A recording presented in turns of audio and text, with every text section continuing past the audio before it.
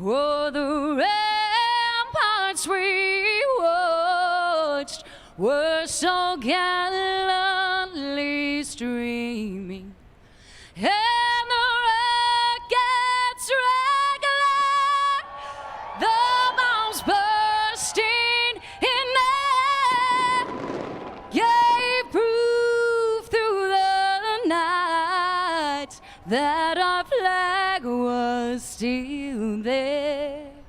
Oh, say does that star-spangled banner yet wave o'er the land of the free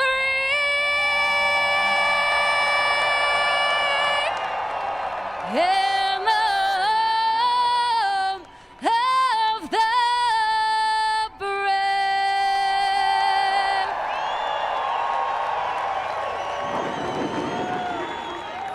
Sunny with some clouds, temperature up in the 80s. It's race 13 of 36. Will we see a 10th different winner this season? It's straight ahead on Fox Sports 1.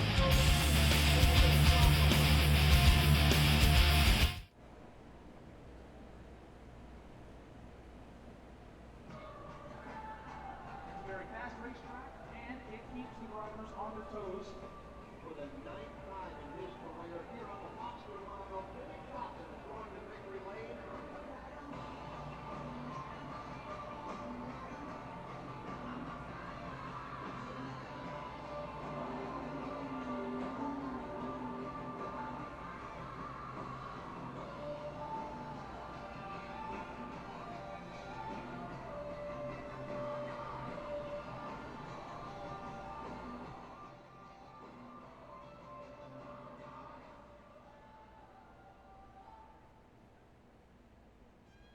All right, race fans, who's ready to go racing? Say yeah! Everybody stand up, come on! Everybody put those hands up! Who's ready to go racing? Put those hands up! Ladies and gentlemen, we're live in the Monster Ball. It's about to get exciting. Stand up, put those hands together! Let's go! Stop and count to three, it's over! I need you to scream your favorite driver as loud as you can. 1, 2, 3! You gotta get louder than that. Who's gonna win the Bad 400? Turn 1 and 2, make some noise! Come on, 3 and 4, stand up! Turn 3 and 4, who's gonna win the Bad 400? All right, right here, stop finish line. Hands together, come on. Come on, put those hands up. On 3. Scream your favorite driver on 3. 1, 2, 3.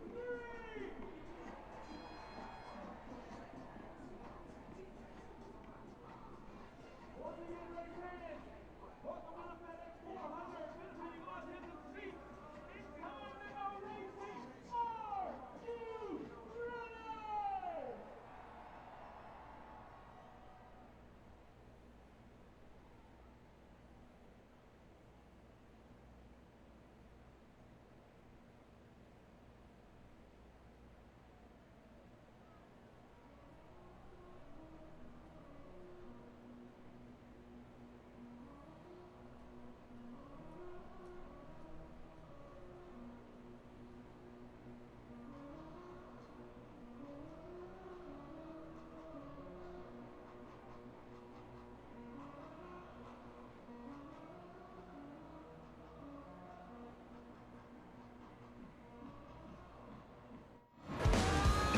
Aerial coverage provided by Goodyear, proudly supporting our military for 100 years. Show your support for our troops at Goodyear.com. Goodyear, the official tire of NASCAR.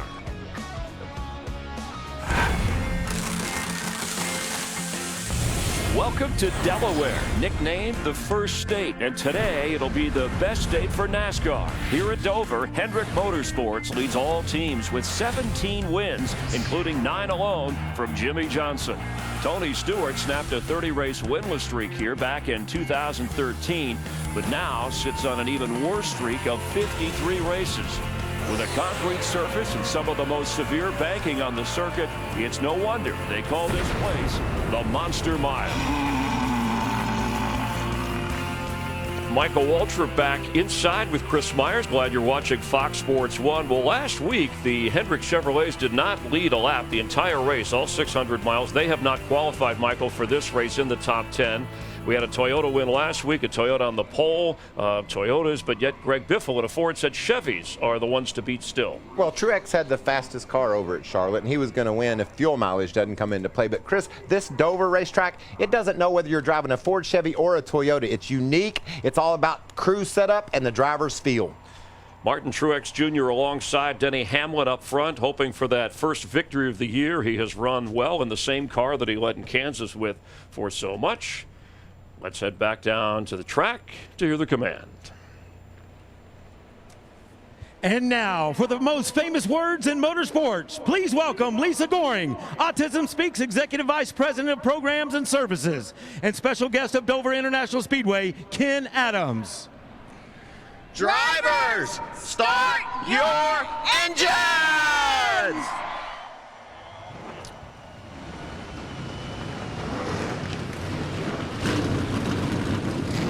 400 laps, 400 monster miles on Fox Sports 1. Let's bring in the guys who are taking in some sunshine. We'll take you through the race as always. Darrell Waltrip, Larry McReynolds, and Mike Joy. Mike? Beautiful day here in the first state for the 46th annual running of the spring race at Dover. Originally 500 miles, now, Darrell, what makes 400 miles in these concrete canyons so difficult? Well, today is like a 3.5-hour roller coaster ride. But here's the deal. With someone sitting on your shoulders, the loads here, the transition in and out of these corners, lifting up on exit, pressing down when you get down in the corner, physically demanding, and it's hot, it's slick. These drivers are going to have their hands full with these race cars today, I guarantee you.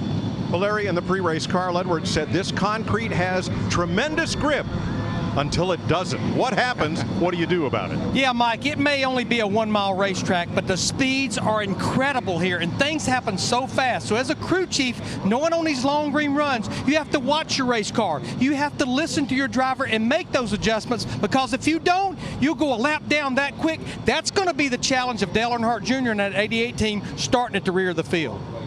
It'll be quite a race of comers and goers, drivers moving up, drivers dropping back here in Delaware. It's been a great weekend as we've been supporting Autism Speaks since we arrived here Wednesday. Now we're ready to race.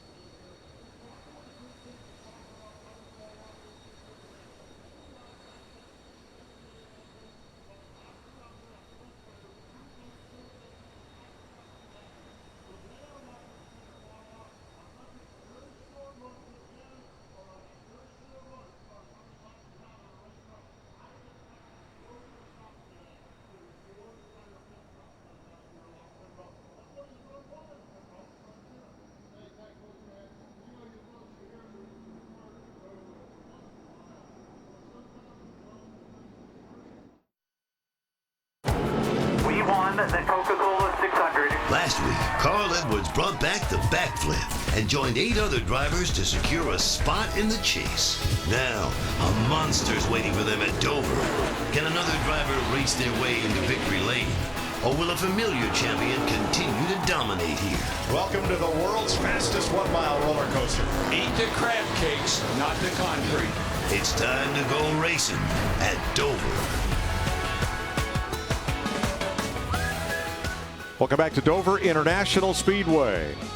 Home of today's NASCAR Sprint Cup Series race, presented by Castrol GTX Magnatech. Here's the Geico starting grid for today's race. Denny Hamlin has his 3rd Dover pole, first of the year. Martin Truex, his best start of the season, as does Kyle Larson in row number 2, and 2-time Dover winner Matt Kenseth. Joey Logano, top 10 last 6 Dover races. Kevin Harvick, 2 wins this season. A double Dover winner, that's Greg Biffle, and Carl Edwards won here in 07. Ricky Stenhouse has his best start of the year. Kyle Busch has won here twice, and that makes all 4 Gibbs Toyotas in the top 10. Jamie McMurray ran the most laps yesterday in practice. Austin Dillon 4th in the Xfinity race yesterday. Kurt Busch, a winner here September 2011, and 9-time Dover winner Jimmy Johnson. Dale Earnhardt Jr. will have to go to the rear after a rear-end gear change. Let's talk to Martin Truex. What do you say? Hey, Martin Truex Jr., this is DW. Got a copy there, my friend?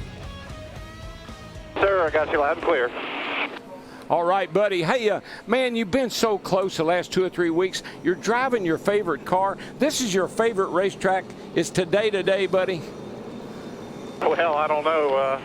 We got a lot of things in our favor for sure, but you never know. It's this is a long race, a tough racetrack, so we're just going to work hard and do the things we've been doing that's got us here. And you know, I think this track's going to change a lot today, so we're going to need to keep up with that. And hopefully near the end we'll have something for them. We'll just have to wait and see. Well, just know that we're all pulling for you. You're driving the best I've ever seen you drive. Take it to the house today, brother. I appreciate it. Thank you. Y'all have a good day. Enjoy the race. 10-4. Same to you, bud. Martin Truex will roll off from the front row. Let's get downstairs for late-breaking stories. Chris Neville. Well, Mike, early season struggles at Joe Gibbs Racing have given way to mid-season strength. And Matt Kenseth, he's been one of the quickest all weekends. He ran the Xfinity race yesterday, and he said this pit lane presents so many challenges that he wanted to be in the same pit box for this race. He's hoping small details like that will get him his 2nd win of the season. Matt? Chris, Greg Biffle debuted a brand new race car at Charlotte and nearly won. Now, it usually takes 5 weeks to turn around the car from race to race. Matt Puch and company decided to go old school. They did it in a day and a half. Over 50 Roush Fenway employees pitched in at various times, knowing this car gives Biffle his best shot to gain entry to the chase. If it lives, they may take it to Pocono. Jamie Little? Well, Dale Earnhardt Jr. has been on a roll this season. He's finished in the top 3 in 50% of the races run. But things got a little more challenging this morning. Crew Chief Greg Ives, when he was looking at the car, he looked at the rear end gear and saw something he didn't like. He didn't want to take a chance. He decided to change it. So what does that mean for Dale Earnhardt Jr. today? It means he will try to win this race from the back of the field at what's known as one of the most physically demanding racetracks in all of NASCAR. Mike? Now, in past years, changing that gear wouldn't send him to the back. Let's bring in our Fox NASCAR rules analyst, Andy Petrie. Yeah, that's right, Mike. This is a new rule that NASCAR has instituted for the series to keep people from using special qualifying gear. So they have to run the same gear, the same hardware that they qualify with, and if they don't, they have to start in the rear. This is the first time we've seen this in force so far. Well, Andy, remember, Larry, Mike, they had an oil line off the rear end when they started practice yesterday, and they probably saw some maybe damage to gear enough that they needed to change it. Last time he started in the back, he finished top 10. Today at Dover, 88 degrees. It is warm for late May. Track temp on the concrete, 106 degrees. Just a hint of a breeze as we get ready to go 400 laps. 35 down pit road, 70 to 80 laps for fuel. One thing that we have that we didn't have yesterday, we were starting to get some clouds. That'll be a good thing because it is hot out there, man, and humid. The Toyota Camry heads for pit road. Denny Hamlin chooses the outside of the front row for the start. Yes, he does. Now, I think that's a good move. It paid off yesterday, I noticed, on a restarts. We'll see how it works for Denny today. They're coming down here to get the green. The green is in the air. Boogity, boogity, boogity. Let's go racing, boys. Hall of Famer Bobby Allison waves the green flag. And we are underway. Yeah, this is one of Bobby's favorite racetracks. He always ran really, really good here. Was good friends with Mel Joseph. They were old buddies. Good to see Bobby on the flag stand.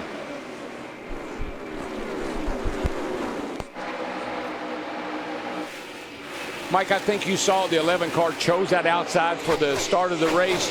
That will pay off. You got that momentum. That guy on the inside is pinned down. You got that nice run off the corner. That really worked for the 11 car, Denny Hamlin. Yeah, we're seeing the same thing possibly with his teammate Matt Kenseth in the 20. He started fourth on the outside, battling Kyle Larson right now in that 42 for the third spot, but company's a coming, that 4 car of Kevin Harvick. You're right, Larry, but everybody in the garage, and Michael and I were talking about this morning, that 11 car was in a league of its own. He was in another zip code. He was a couple of 3/10 better than the field, and right now he's got a pretty good little lead over our good friend there, Martin Truex Jr. in the 78. Harvick makes the pass on the inside, hugging the bottom. Taking Kyle Larson, entering turn number 3. Joey Logano now right there with his Ford. Well, remember last year, Larry, both races here, which is surprising, that 4 car was the car to beat, but they had an issue in the pits with the valve stems. Both races. But yeah, Kevin Harvick, I was impressed what he did yesterday. He made a 27-lap run in that 4 car, and I did not see a lot of give up on the stopwatch. Here's Logano to the inside of Larson. This is for 5th place.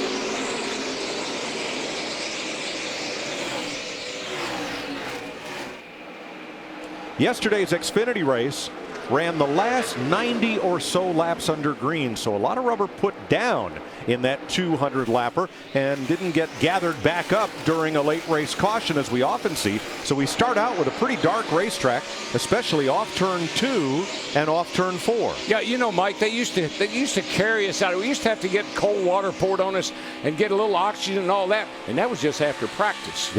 Right.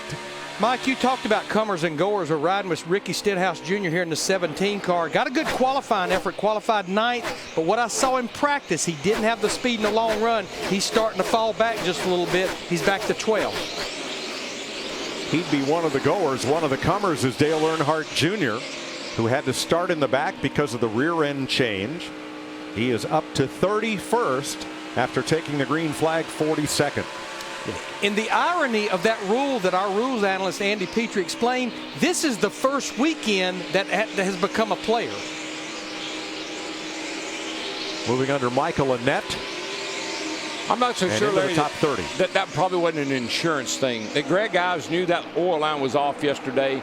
Did it, if there was any doubt, did it damage that gear? Let's change it. We'll take our licks and start in the rear. 12th place. Here comes Jamie McMurray on the inside against Stenhouse. Had a look, but he'll have to try again.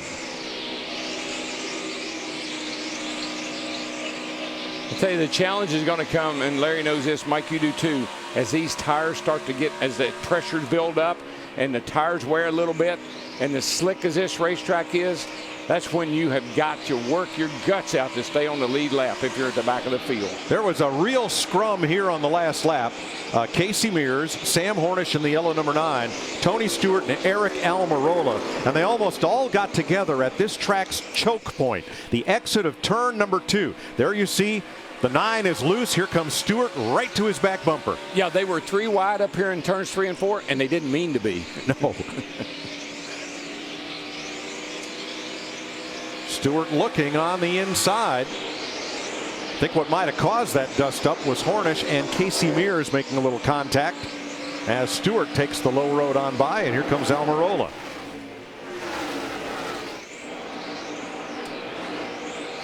Jimmy Johnson was the highest qualified Hendrick car, but he started back in the 7th row.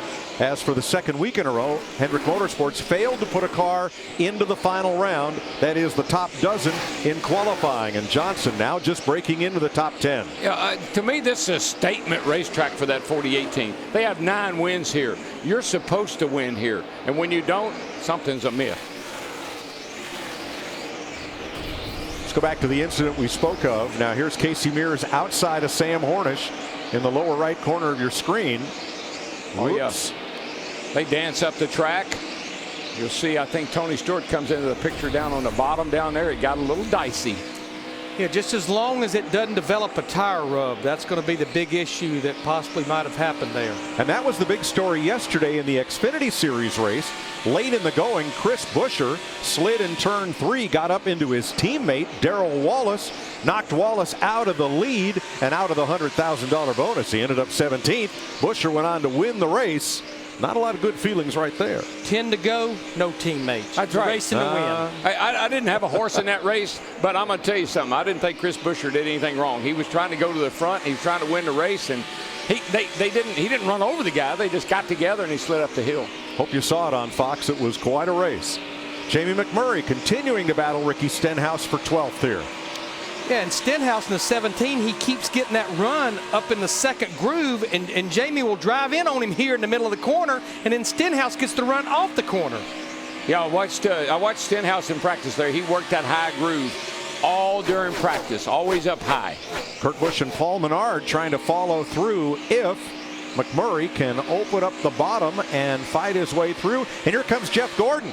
Gordon on the outside, side by side with Menard. He's going to make this a 5-car battle. Yeah, Menard just gave Jeff that position. He realized he wasn't in the right spot. He had to let Jeff go. Good move on Menard's part. That battle for 12th on back.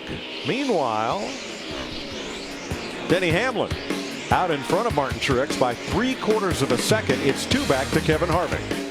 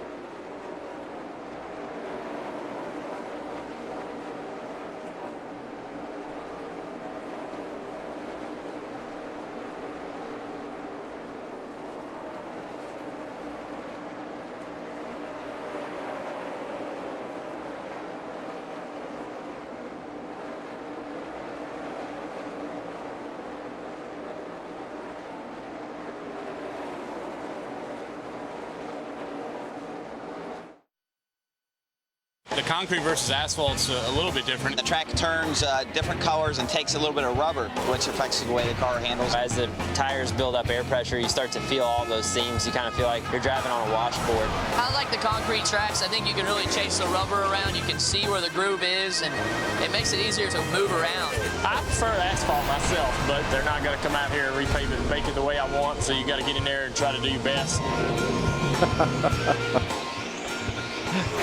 Yep, Dale Jr. would like to dig it up and pave it with asphalt. Not going to happen. Denny Hamlin's in traffic.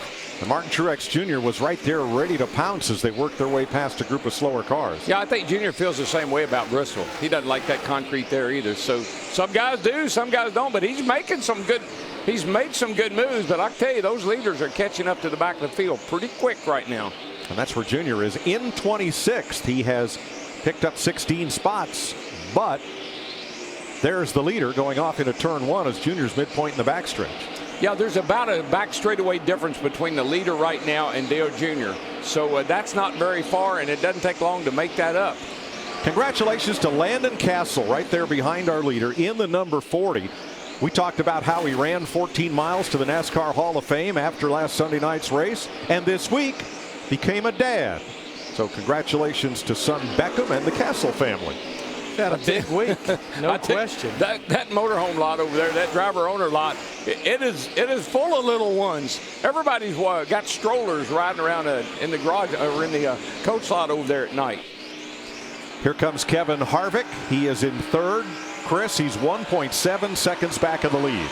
And Kevin Harvick definitely fast. Talking to different crew chiefs this morning, lots of them said, hey, we've got good short run speed, we've got good long run speed. But it was Rodney Childers, who was the one crew chief I spoke with, that said, we've got good speed both short and long. And I think we're seeing that right now. A lot of drivers complaining their car's a little bit too loose. But Kevin Harvick, these first 28 laps, very quiet on the radio. Yeah, Darrell, you talked about how well he ran here in this 4-car last year and had the issue with the valve stem both races. This is one of only 2 tracks he has never won any type of a top NASCAR race at, here in Sonoma. Now back here at 14th place, Ricky Stenhouse. Jeff Gordon right behind.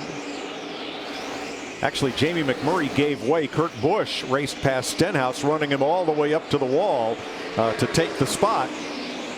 Probably a good thing this track isn't any wider.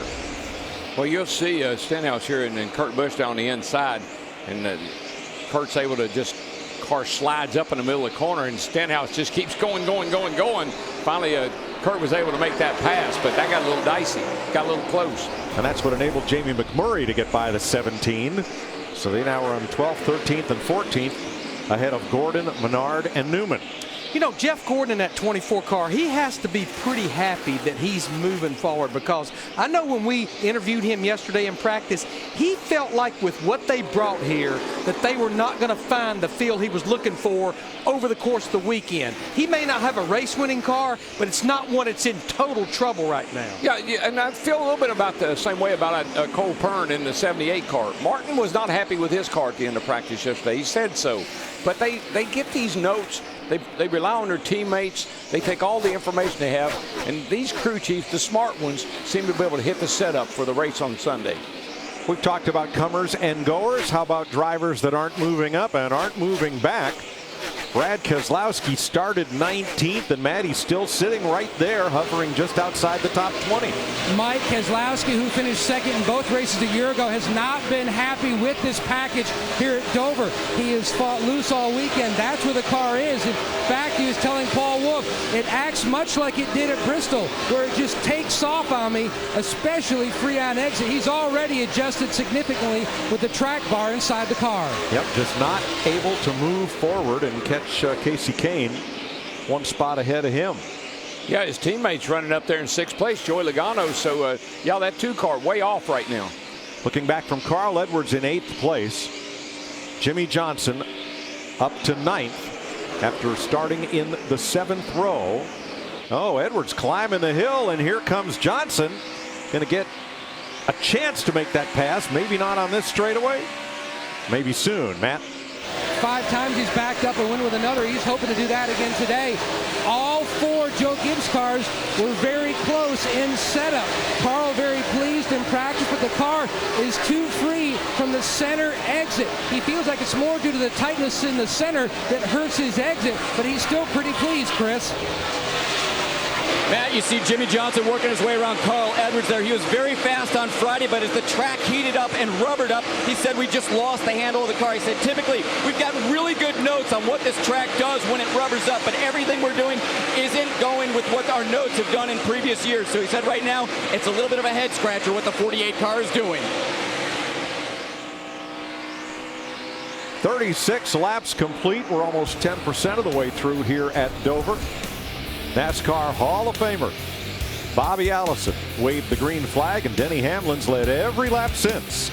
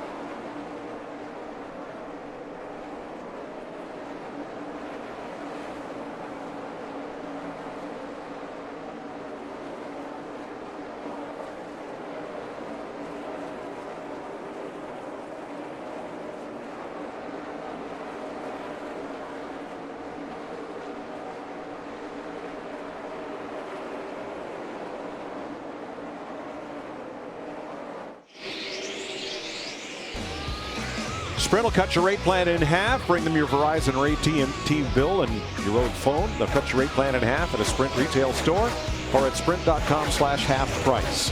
Pole sitter Denny Hamlin led the first 41 laps and has the fastest lap of the race. Now, it takes about 2 laps to set up a lead change here.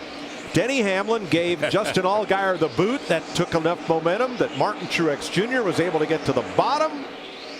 And then coming off the next corner, got under Hamlin to take away the lead after 41 laps in this race.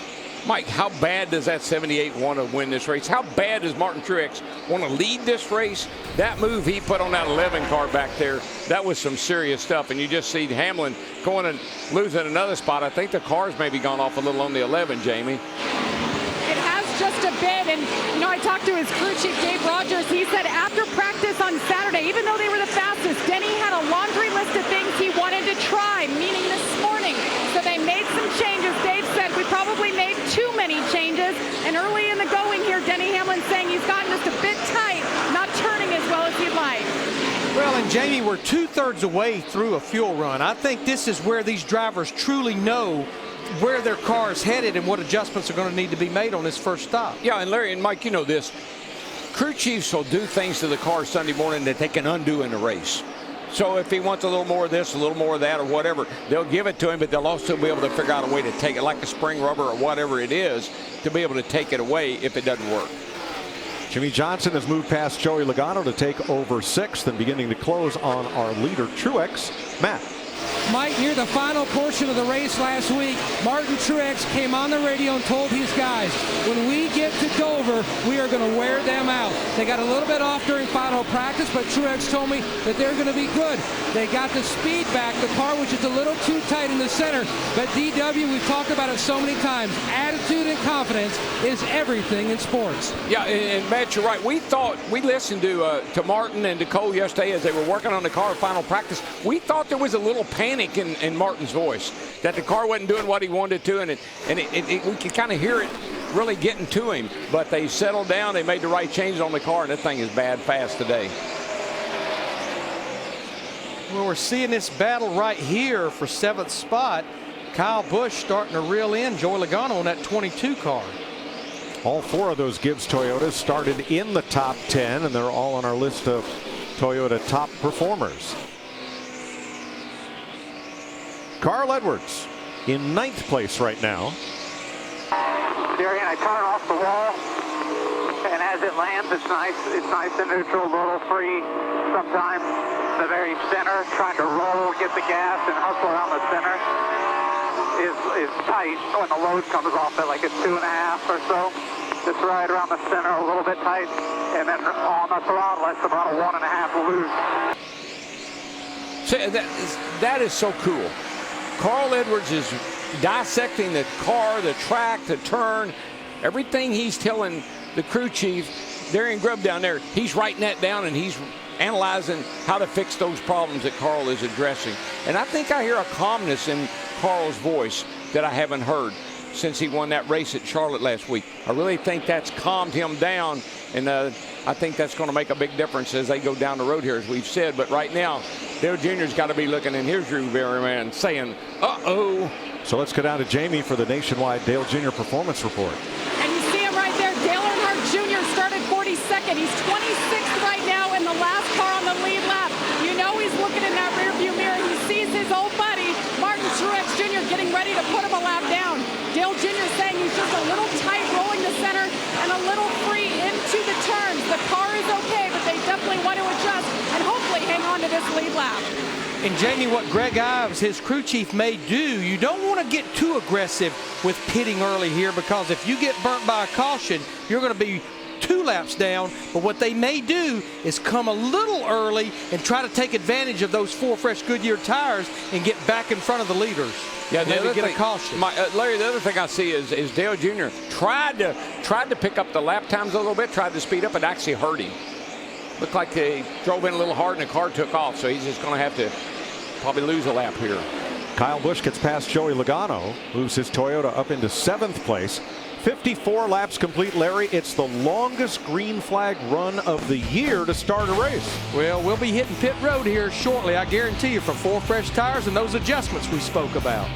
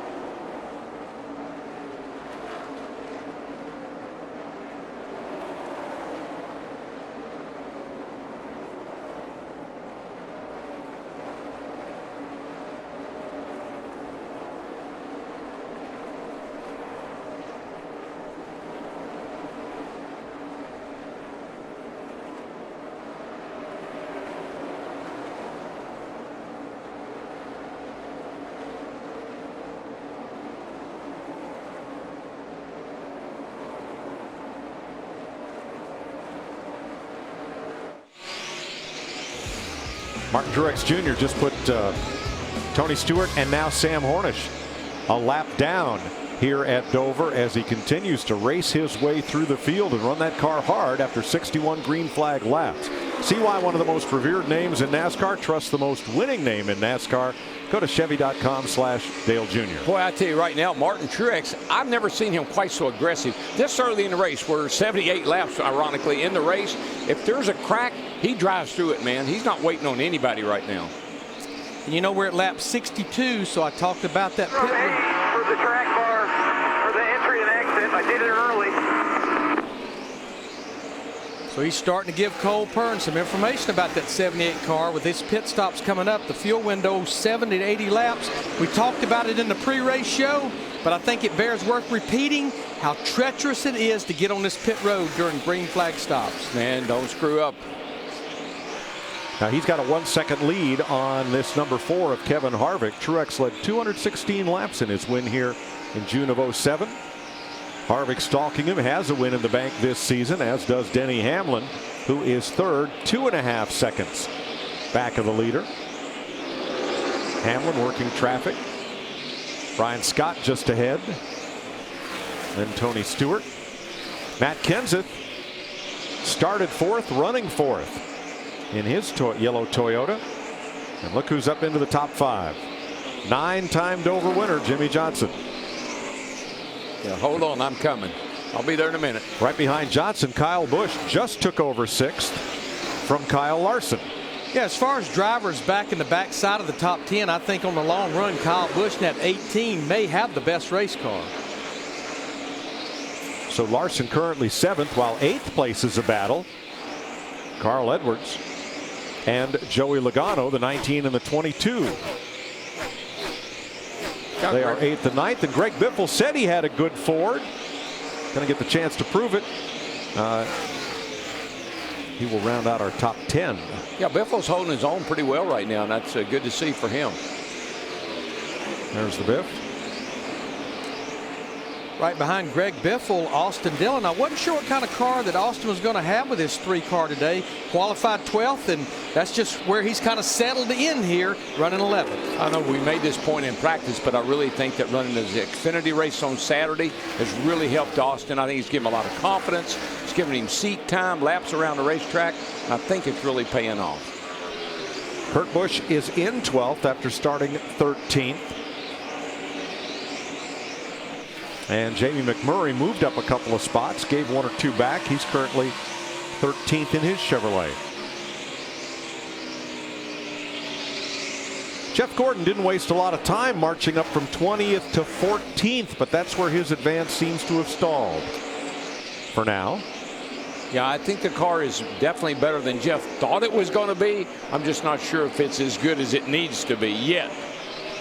9th place, Greg Biffle moves up on Joey Logano. Logano explains to his team why.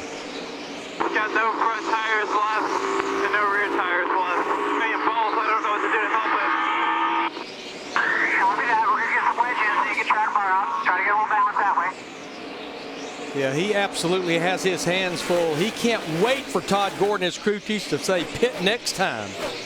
Well, he's only 17 seconds behind the leader. I say only. Ooh, saw something fly up there out of the groove up on the racetrack at the entrance to that corner, but well up out of the way.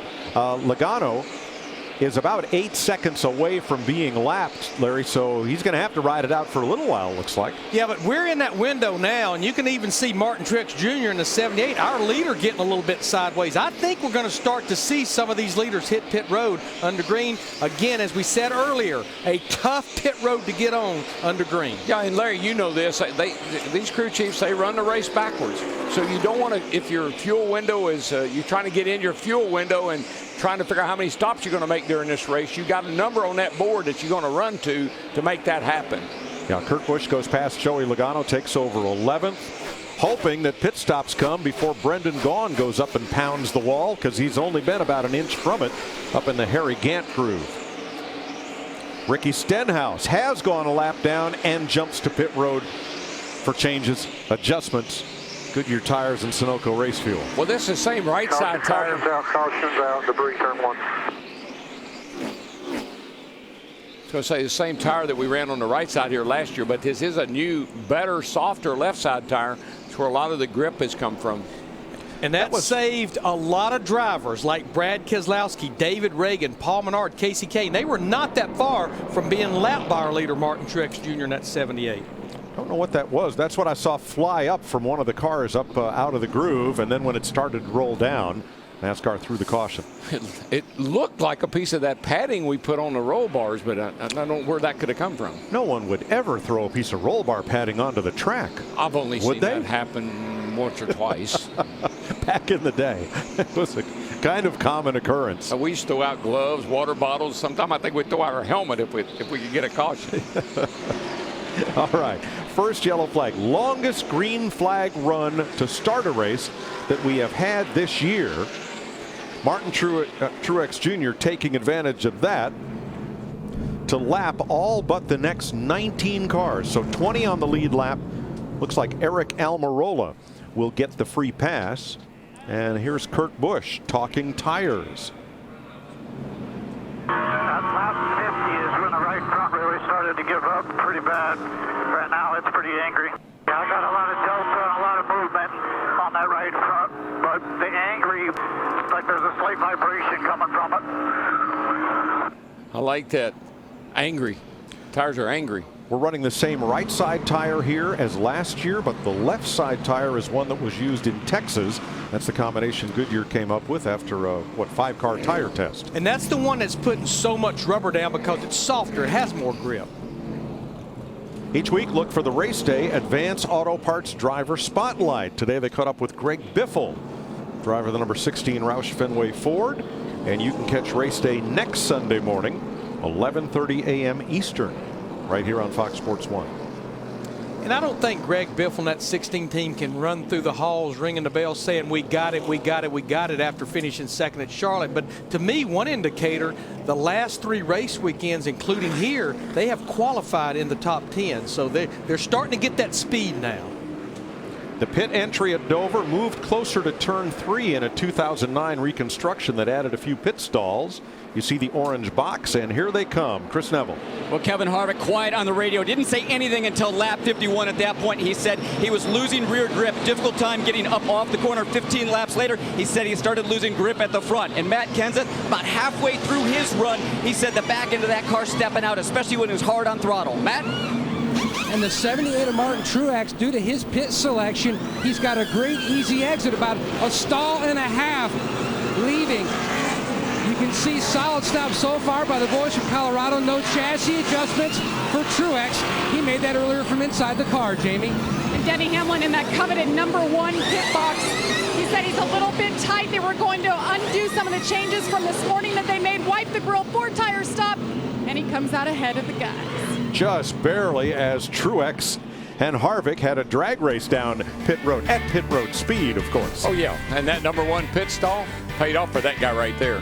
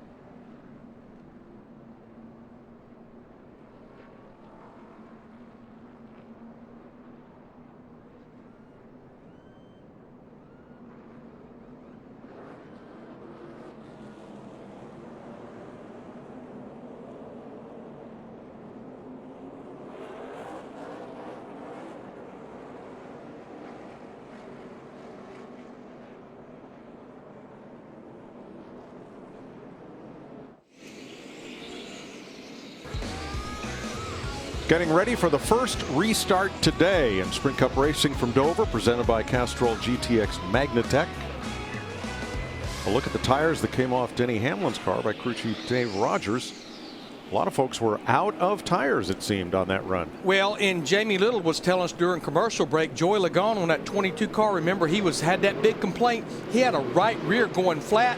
Denny Hamlin, that pit selection paid off, but how about 11.5 pit stop for that 11 team? Pretty dadgum good, but if you tuned in for the start of the race, well, don't think we're having another start of the race. This is the way the race started earlier with the 78 down on the bottom. And 11 chose the outside just like he did at the opening. When we come to the green, he's going to do that again, see if it pays off. Pace car in, coming to speed. Restart zone, green flag.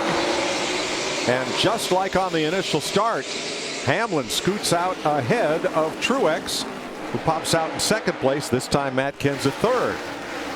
Yeah, we saw that 11 car really look good for about 30, 40 laps, and then it fell off a little bit. See if Martin can close that gap, but that 11 pulls off pretty quick. Well, I know we're talking about the 11 and we're talking about the 20, but how about that 18 car? Kyle Busch just gets by Kevin Harvick in the 4 for 4th. You remember the start of the race, so Larry, we didn't talk much about Kevin Harvick in the 4 until maybe 20, 30 laps into a run. That's kind of the history of that car. A little slow in the get-go, but man, does it stay consistent. Well, I know right there through the center of the corner, Jimmy Johnson in that 48 just really drove up to the back of Harvick. Yeah, I think we got some players, man. We got the 48 caught up now, and we got the 18 up there. We got some guys that were not in the hunt here until now. Greg Biffle not getting off the corner well. Jeff Gordon all over him right there and looking. Joey Logano hooking the bottom. He's moved up quite a bit. One of the things you really try to do is run that air pressure on these restarts as low as you possibly can, Matt. And DW, Greg Biffle very pleased with the 16 car, chasing his 3rd Dover win, trying to earn a spot in the chase. He said his only complaint, he needed a little bit more grip in the front. So Matt Puccia went down on the air pressure to try to help out the nose turn in the corner. These expansion joints in this concrete, I mean, they're not that big, but they do aggravate the tire, and it causes that tire to do a lot of chattering or bumping. You see the belly of the tire over here. That's just building pressure. That's working that sidewall, building the heat in that tire and increasing the pressure. But what you can see, and you can just watch the right rear shock shaft right there, the car never stops moving, even on the straightaway. And you can see how much it loads when it goes down in the corner and how much it unloads up on the straightaway where it's at now. Down in the corner, you can watch it right here on Jamie McMurray's car. You can see straightaway versus corner. Eric Almirola is about to get run over. He's got a swarm of cars all around him, and he's having trouble making forward progress. Boy, if your car's off just a little bit, Mike, I mean, these guys come at you from all sides, you know, front, rear, side, and you just almost got to get out of the gas and let them go, because if your car's off, you'll wreck if you don't. Or someone will wreck you. And by the way, the suspension cam, we're looking at McMurray, those are truck arms. Those are old Chevrolet truck arms that we've been running these cars for years. Now Almirola squirts away from that group, Matt. He's had success here in the past, Mike, with a K&N East and a truck win, but right now he is fighting an evil race car. It is just tight, and it's ruining his exit. Just can't get back to the gas. And then he's turning the steering wheel, and the front tires are just sliding on him. 2 Chevrolets fight for 9th. Austin Dillon in the 3, Kurt Busch moving past in the 41. I think it's important to note it. Denny Hamlin in the Gibbs Toyota, Matt Kenseth 3rd in the Gibbs Toyota, Kyle Busch 4th in the Gibbs Toyota, and there's Carl Edwards 7th in the Gibbs Toyota. These guys are for real, man. They've got some power now. One thing that contributed to that, every one of those drivers gained spots on that pit stop. A net gain of 5 spots by the 4 drivers. And as physically demanding as this place is, you look at Carl Edwards, you have to relax. You've got to relax when you can. These straightaways are only 1,000 feet long, but you got to take a deep breath every chance you get, or you will be worn out when this thing is over with. And the straightaways here are banked as much as the corners, you know, the inside groove at, say, Loudon or Phoenix, some of the flatter tracks. Let's watch Carl, because we always have to hold the car up in the track. Even going down the straightaway, you had to hold it to the right a little bit because of the banking on the straightaway.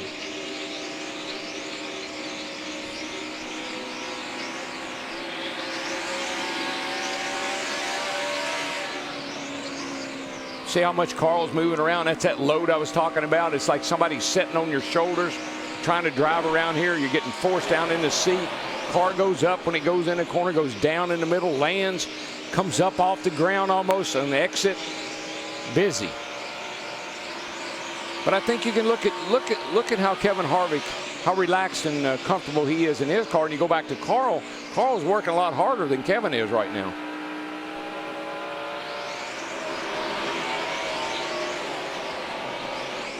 That red piece of tape on the steering wheel, I know a lot of folks know this, but that tells you where the center of the steering wheel is. On a pit stop, you want to be sure and have that thing straight up and down so the tires are, they can get the tires off the car. Ryan Newman told me this morning at a Sunoco appearance, he said, this track is easy to drive when your car is right. When it's not right, you are working your arms off. Oh, yeah.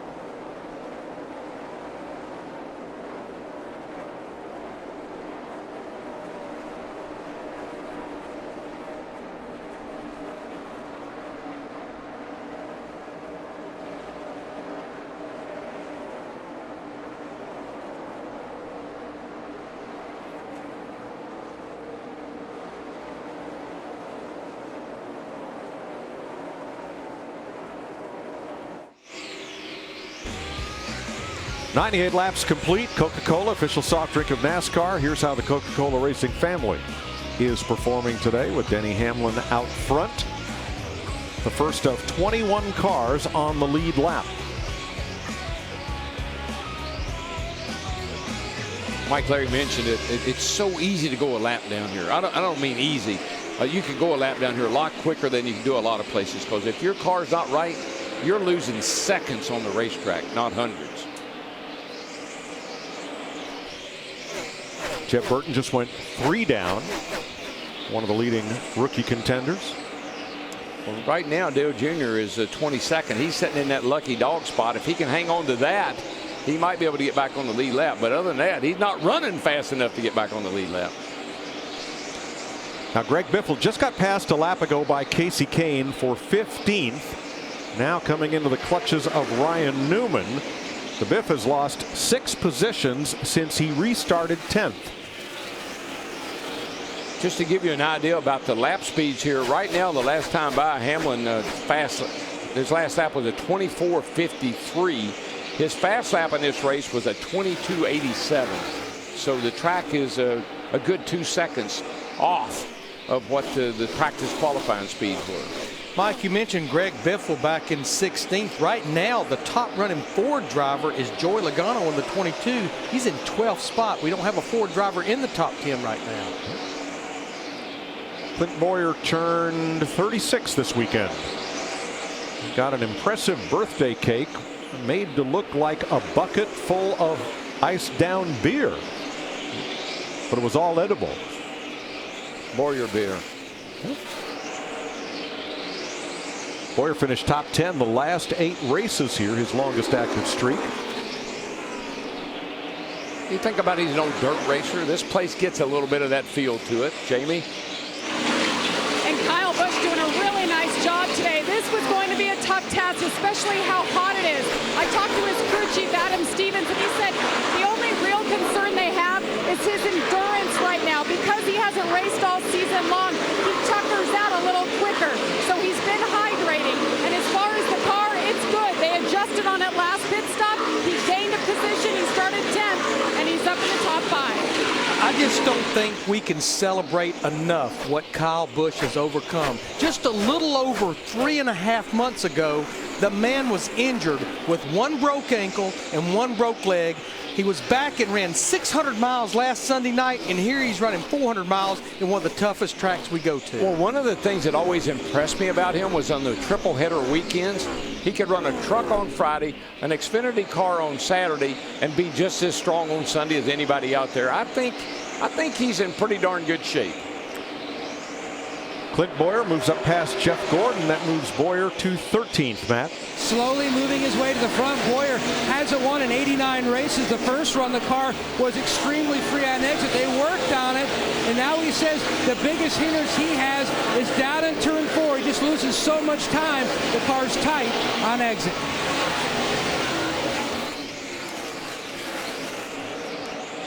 Denny Hamlin 0.4 of a second up on Martin Truex now. There they are as they close in on Cole Witt, working a bit of lap traffic.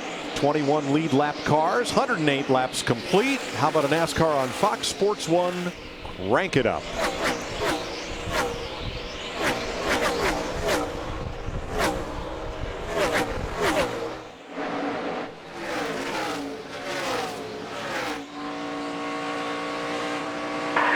They're all clear.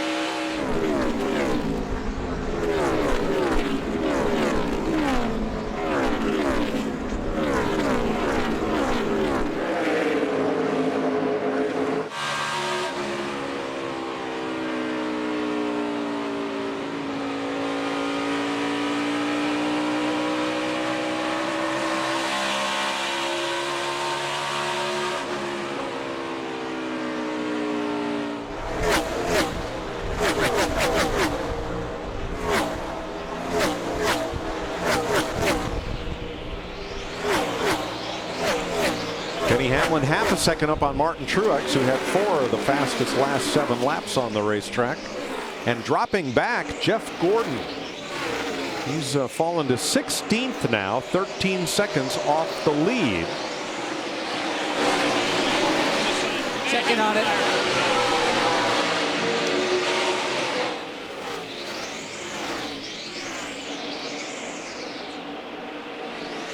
Ready, we may have a tire going down.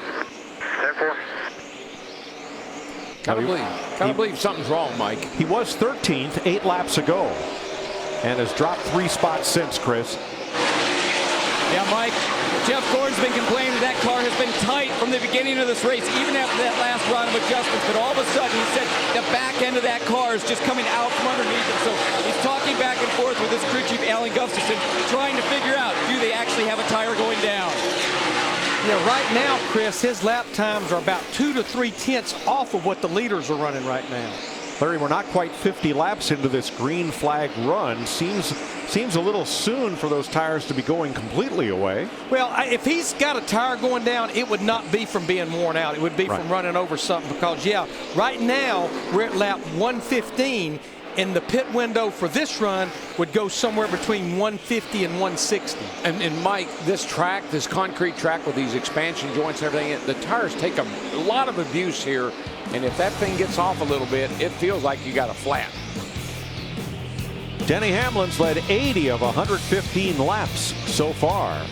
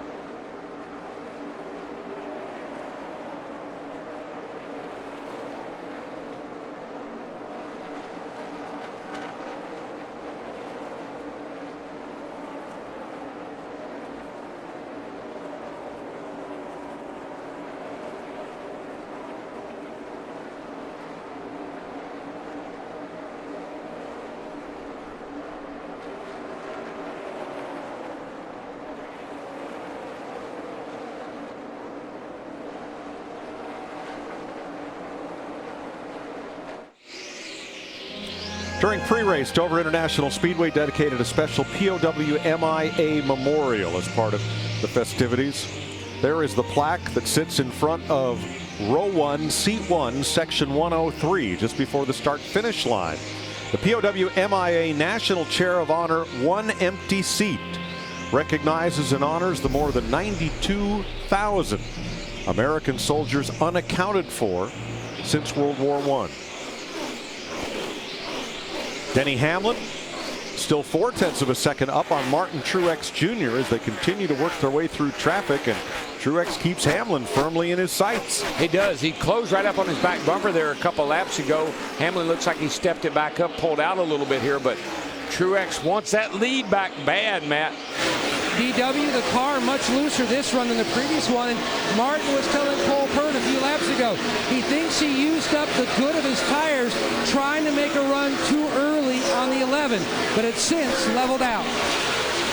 Yeah, because it was about this amount of laps in the first run where the handling went away on Denny Hamlin's 11, and Martin Truex Jr. in that 78 took the lead away from Denny. Car looks solid. I've been watching the 78 here of Truex, and the car looks solid. It's not slipping, sliding or anything, so I think it's just that the tires get that build up, get that heat in them, and they just don't have the grip that you'd like.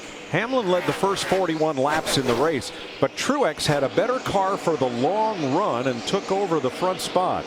How about our leader, Jamie? And Denny Hamlin, they made that wedge adjustment on that one and only stop they've had today, and he hasn't said a word. The car is good. Now keep in mind, this is the same car that he raced to $1 million in the All-Star race. That was the first time running this car. They believe in it, and they believe they'll get that win again today. So the lead kind of stabilizes at 0.6 of a second. Let me show you how hard Dale Earnhardt Jr. is running to hold on to being the first car one lap down. Watch the 88.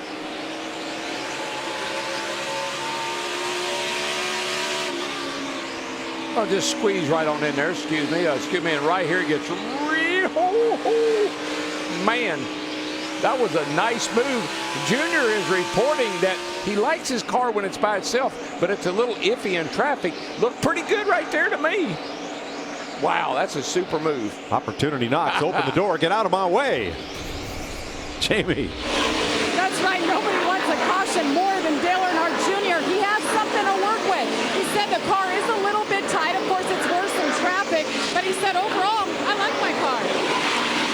Yeah, that's what I was hearing, Jamie, that he likes it when he's kind of by himself. Clean air. Gets a little dicey, a little iffy in traffic. But, man, it did look bad right there with that 3-wide pass. And he has a huge lead on Brian Scott in that 33 car for being the first driver a lap down. But the problem, the longer we go into this run, our leader's going to start lapping other drivers. And that's going to put Dale Earnhardt Jr. in a position where he's not the first driver a lap down. So that's one reason he has to keep after it. There's Scott, who also raced yesterday, one of the double dippers running both the Xfinity and the Sprint Cup race here at Dover. They also had a truck race here on Friday, so a big weekend. I think Miles must be taking a nap right now.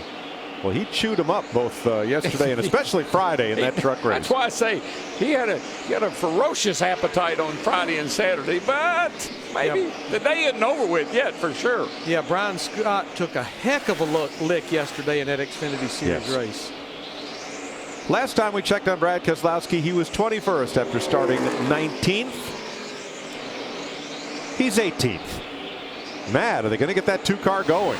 Mike, the 2-car has taken a turn for the worse. Brad is telling the team the track bar adjuster is not helping at all, trying to get back to the throttle. He's trying to run up top. The car is still too free up there. He can't make any gains. He needs a huge adjustment on their next stop. You can hear the concern in his voice. And you know, he talked about this driver adjustable track bar. We've always been able to adjust the track bar, but for the first time in 2015, the driver can adjust it on the right rear. Let's go to our Cutaway Fox car here, and that's where his button's at. That right there over there is the radio button. He can push that button up to raise the track bar on the right rear, or he can actually lower it on the right rear. You can see about 10.5 inches. But in the race day show, we talked to a lot of drivers about this, and they all are saying it's not a magic wand. It will not fix a bad handling race car. It's a fine tuning tool, but a big key is to let the crew chief know how much you've moved it. thing's a crutch. I mean, you're really trying to fix something that that the driver can do while he's still racing and not having to wait to get to the pits.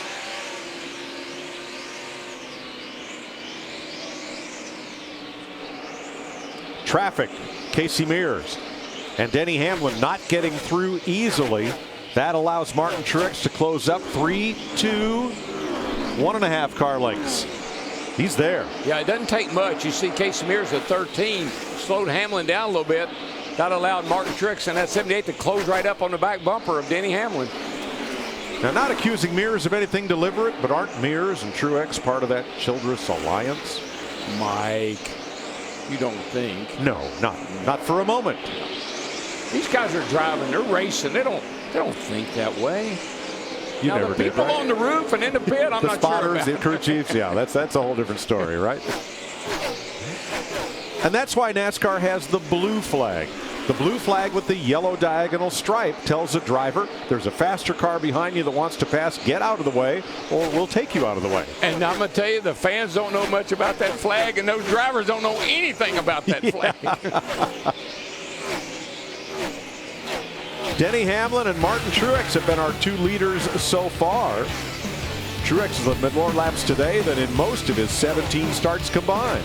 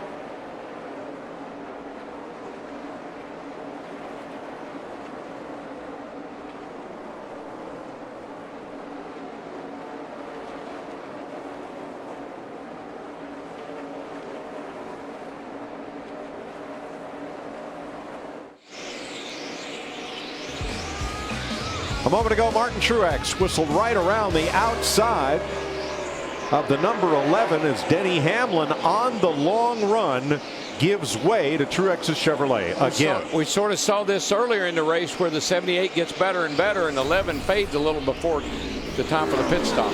So here's your Budweiser race summary at 144 laps. Martin Truex leads for the second time today, the first of 21 lead lap cars. He and Hamlin have been the only race leaders so far. 3 lead changes now and 1 caution for debris for 5 laps. Matt Kenseth right behind Hamlin. All the Gibbs cars still running in the top 10, Chris. Mike, Matt Kenseth was another driver who did double duty this week, and he finished second in the Xfinity race yesterday. And his crew chief, Jason Radcliffe, said the text messages and the emails started coming about an hour after the race. Matt trying to tell him anything he could about the changing track conditions, also the changes that they made to the car yesterday and how it reacted. Well, after his first round of pit stops today, said we made the car a little bit worse. It just doesn't feel like it's into the racetrack it was those first 100 laps. Thanks, Chris. Now at 4th place, Kansas teammate Kyle Busch has been battling Kevin Harvick. Harvick prevails for now. He's moved to 4th with Kyle Busch in 5th. Yeah, you know, the Harvick car, I think they might have gone the wrong way on their adjustment on our pit stop. He's fallen back a little bit. Somebody, the 15 car coming into the pits. This is a scheduled green flag stop. It's a few laps early, but I think, again, Brian Patty and Clint Boyer may be trying to get advantage of those 4 fresh tires, Matt. You're exactly right, Larry Mack. And when you look at how they've run the first segment and then this last segment, balance is the biggest issue, trying to get the car to hook up around the bottom. Air pressure change for the 15 of Boyer. Solid stop. A little bit slow on the left side. He's away. He was in 10th place when he pitted, so this will begin the day's first full round of green flag pit stops. Mike, it took the 78 car 42 laps to chase down Denny Hamlin that first go round. In this go round, it took him 67 laps. So I think they made the 11 car a little bit better. Obviously, he was able to hold on that lead a little bit longer, but the 78 still prevails on the longer end, on the end of the run here. A big, warm, bright day here in the capital of the first state, and that was on Jeff Gordon's mind. As soon as that shade came out, my car came to life. Front end started cutting. Sun's back out, let me know where it's at. Oh, just fly out like crazy as soon as the sun comes back out. And we saw that in Friday, especially with all this rubber down on the racetrack. When that sun would come out, it really made this racetrack slick. You know, Mike, Darrell, we talked about how treacherous it is to get on pit road. The other factor under green flag stops, 35 miles per hour pit road speed. Mike Bliss rolling around after having a close call with Jimmy Johnson. They went into turn number 3, and quite frankly, Bliss was in the way, and Jimmy Johnson sent him kind of like a croquet ball right here. Yeah, I think they both, I think the 32 car just didn't realize that the 48 was going to follow him up the hill like that. Made a little contact, was able to get on by. Matt, Jamie McMurray's in. And McMurray's just had a slight issue just trying to get the car to tighten up on exit. Air pressure change and track bar on their first stop. Working his way down to the pit box. Nice entry.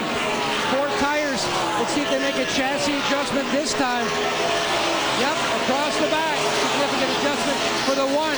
Trying to help the exit and the entry for McMurray. Now look at the leader here. Martin Truex has been trying to get by Eric Almirola, who was slow early in this run, but Almirola's come to life. He's as fast as the leader, and he's not moving away. Was there contact here? Oh, yeah. Yeah, they're pretty close together. I wouldn't say he's as fast as the leader, but he's certainly holding the leader up. And Martin Truex right here, he's going to take a look underneath of him and see if he can make this pass.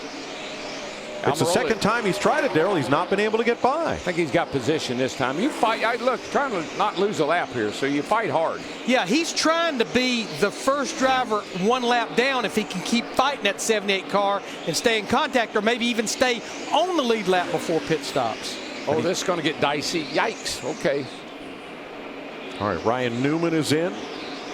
Here comes Jeff Gordon. Chris.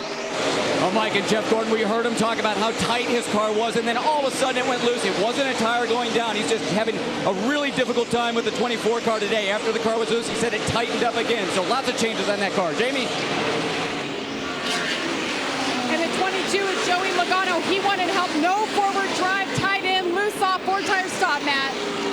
Greg Biffle qualified 7. He's in. They're already going to work on the left side of the 16. He wanted a wedge adjustment. Biffle has the shortest spots by 2 feet on pit road, Chris. Jimmy Johnson really struggling with the 48 car in this run. He said that car has been loose from the start near the end of the run. He said, guys, I'm just killing the rear tires. I need some help. You know, Mike, here comes the leader. That 24 car is that 24 car is real fickle. You heard him talk about sun in, sun out, and how the car was better with the cloud cover. That's a fickle race car right there. Martin Truex on pit road. That hands the lead back to Denny Hamlin. Jamie. And Kurt Busch wants help on drive off, so they're going to make an air pressure adjustment that was already chassis adjustment, track bar, and 4 tires. They'll fill them up with Sunoco fuel, Matt. The 78 of Truex is in. These guys actually train in North Carolina through an association with Michael Waltrip Racing due to a better talent pool. No chassis adjustment on the 78, just air pressure, Chris. Kevin Harvick said his car was a bit loose early on. They made an air pressure change on that last stop. He said it just took the car out of the racetrack way too tight, so they're going back on their air pressure adjustment. Boy, getting on the pit road here is a thrill. Oh my gosh, I've seen them sideways, slideways, and every other way. Denny Hamlin locked him up coming onto pit road. Now makes the long run down to the final pit box as green flag stops continue. Kyle Busch would have taken over the lead, but he's also on pit road. Jamie. And they come off the racetrack going 140 miles an hour, and they have to roll it down by 100 miles an hour at the snap of a finger. The 18 is in. Wants the car to be a little bit better. Said it was good early, and then the grip went away. Air pressure adjustment, wedge out 4 tires. Meanwhile, the 11 is Denny Hamlin. Very quiet on the radio, said he started to get tight again, but the long run was very good. Carl Edwards is the new leader. He and Dale Earnhardt Jr. are 1-2 as green flag stops continue. Tony Stewart is in. Josh Wise making his way down the pit lane. Outside coming this time. Here's Edwards coming to pit road. Yeah, until Carl made that stop, he had the entire field 1 lap down. So he will retain the lead for a lap until Dale Earnhardt Jr. cycles around, unless Earnhardt decides to pit. See, that was always a kind of a downer for a 1 mile racetrack. There's no way if you had trouble you could go in the pit. You always lost a lap and change on a track this size. Matt? Clay Robinson and Kip Wolfmeyer, the changers already done on the right side. Now Edwards is saying that on this run, the chassis adjustment already completed. The car started out on the free side and then middle to the end of the run. As you can see, there's an issue. They left the wrench in the back window, losing considerable amount of time for the 19 of Edwards. Caution. Caution's out. They're checking up behind us. You're good low, clear low, clear low.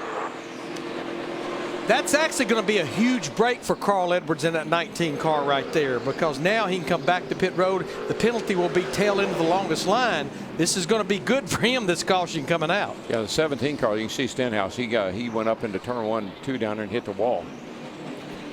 When Edwards exited his pit, he had to stop. He stopped in the middle of Brendan Gaughan's pit as Gaughan was coming in.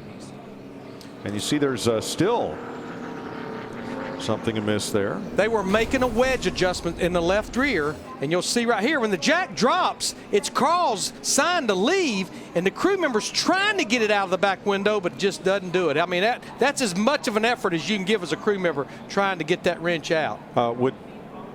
I wonder, Andy Petrie, would taking equipment out of the box include dragging a crewman out of the box? Well, I don't know if the crewman counts as part of the equipment, but as you can see, that at least part of that wrench was still in the car. But even if not, that would still have been a penalty because they carried that equipment outside of the pit box before they removed it. Andy, Larry, and it's fair to say, we don't make a lot of adjustments on the left rear. Most of them are around on that right side back in the day when we were doing the track bar, but now most everything's done on the right side, seems to me. Larry, it looks to me like the fitting Just let me know what I need to do. that the wedge wrench goes into may have been pulled up out of its socket. Yeah, it could be the sleeve right there. There's a tube that goes down, that goes down to the adjuster. It could have brought, as he was trying to get that wrench out, it may have pulled part of the sleeve out as well. Regardless, I think they're going to have to get that fixed. But this caution was timely for Carl Edwards, no question. It was even more timely for Dale Earnhardt Jr., who's back on the lead lap now. All right, this is what we're looking at right there. All right, he's going to yank the wrench. It's somewhat of a homemade wrench, and yes, that's what it is. There's a sleeve that bolts into the back window that it's like the wrench goes down in it, and when he pulled that out, it just pulled that sleeve up through the window as well. Yeah, that sleeve is a guide that guides the wrench itself right down into the wedge bolt, is what you'll be turning on right there. So they're trying to put some wedge in the car, apparently. Well, remember the one driver that had not made a pit stop yet? He's a very lonely man on pit road right now, Dale Earnhardt Jr. in that 88 car, Jamie. Yes, he is, and they stayed out as long as they possibly could, hoping for the caution, and there it is. Now they get to pit, fill it up. Now, Junior's having a bit of a radio issue, having trouble hearing his team. Didn't hear anybody for a good 4 laps, and there's a lot of static, so they're keeping mindful of that right now, trying to fix it. He'll take 4 tires. He just needs some front grip. He said that was starting to go away. Overall, the car was good, but now he shouldn't have as much traffic as he had earlier when his car was not very happy. But what that did for him, he's back on the lead lap now in that 88 car. Carl Edwards returns to pit road. Matt? His car's halfway down the back. Mike, there we go. My mic's open. Now, Matt Vermeer, you can see him. He's working where the entry is through the back window. They're trying to get the tube, as Larry Mack discussed, back into place. And if they couldn't, they were just going to take it out so that way it wouldn't be rattling around inside the car. I'd get rid of it. Might come out again.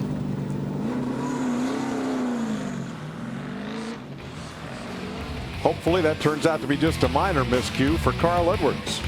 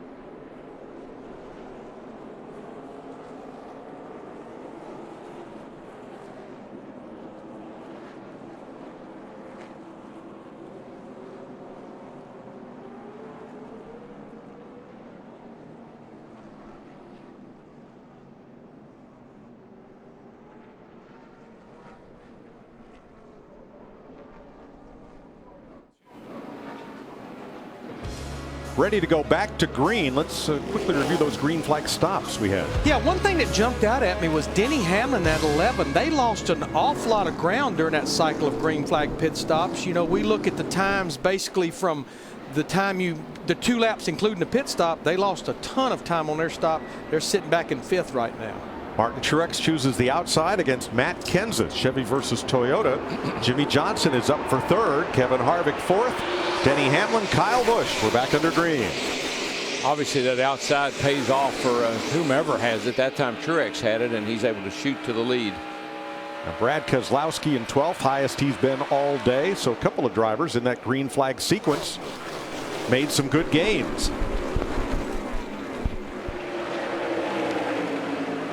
Well, there's a bunch of cars all running on top of each other. I know that. Woohoo!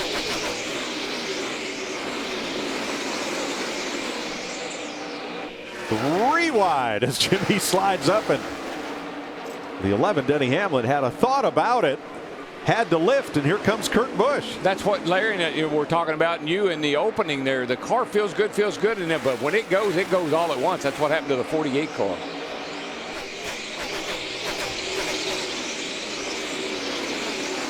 So after the caution flag pit stops, Dale Earnhardt Jr. is back on the lead lap. But he and David Reagan, the free pass cars, way back in traffic, the last 2 cars on the lead lap. Man, it's so hard when you come out these restarts like this. You get your car good, and the guy in front of you doesn't have his quite as good. He made the wrong adjustments, and boy, does it bottleneck things up. That's Jeff Gordon just ahead of Junior.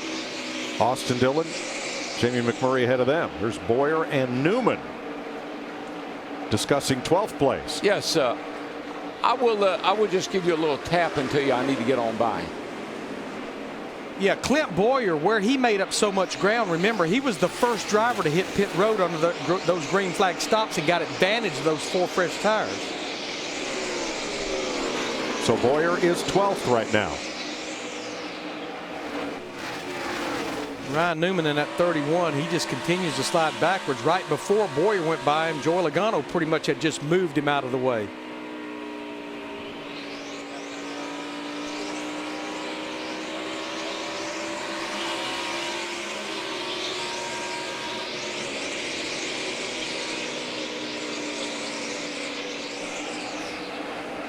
Logano to the outside of Casey Kane, 10th place at stake here.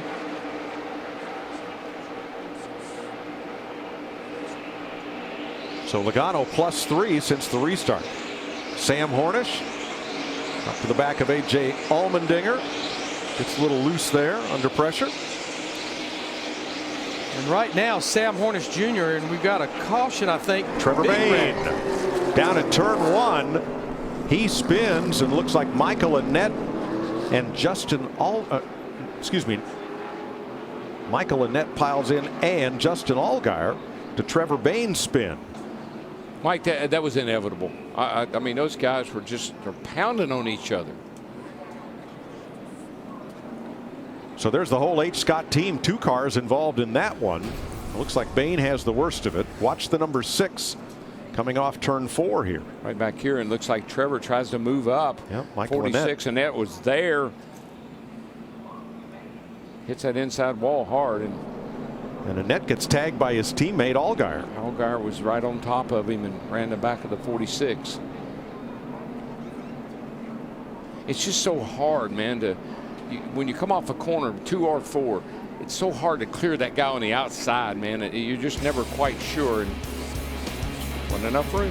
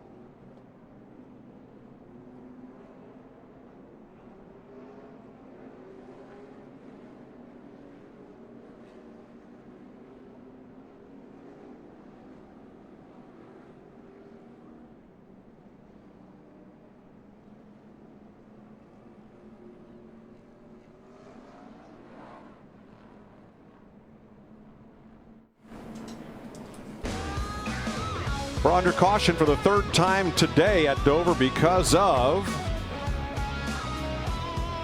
Trevor Bayne. Getting up and into Michael Annett, and then collecting that car, the 51 of Justin Allgaier. Third caution today. We're not quite to halfway. 178 laps complete. Dale Earnhardt Jr. and Carl Edwards recently became the third and fourth leaders of this race that's been dominated by Denny Hamlin and Martin Truex. Yeah, you know, the spotters are standing right over to our left over here, just off turn 4, really. Looking down at that Trevor Bayne incident, it looked like he tried to move up just a little bit, and this 46 car was there, and they made contact. So not sure what took place in that little situation. What's interesting about this caution is we have 21 drivers on the lead lap, and we ran 5 caution laps the last time. I think possibly some of the drivers at the back of the lead lap drivers will come to pit road and get 4 fresh tires. There you see right there, I mean, it was just contact off turn 4 with the 6 and the 46. Allgaier was back here, I'm not sure. Yeah, he just 51 could not get woed up and ran the back of the 46. Mike, you talked about it. The straightaway's banked here more than some corners, especially like at our other 2 one-mile tracks we go to. Yeah, I mean, it's self-cleaning. The cars just go down the hill just like that when anything happens. So we call them self-cleaning. I guess that's as good an explanation as any. So Allgaier's car has enough damage to be towed away as well.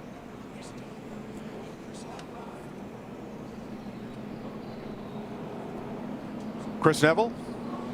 Mike, Kevin Harvick so strong in those first 100 laps, but just in the last few laps, he's been saying that the track bar stuck in that car as he's trying to adjust it up and down. It's not moving. So the team says they're going to try and free it up the next time they come to pit lane. If they can't free it up so he can use the adjuster, they're just going to have to start adjusting it manually on each pit stop. Thanks, Chris.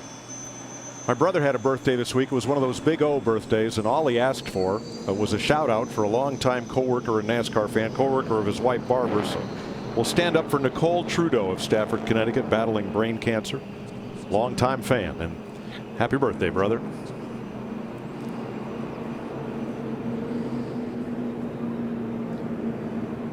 Here's today's Ford EcoBoost Track Facts. Ford Performance is the only manufacturer to win 5 in a row here at Dover.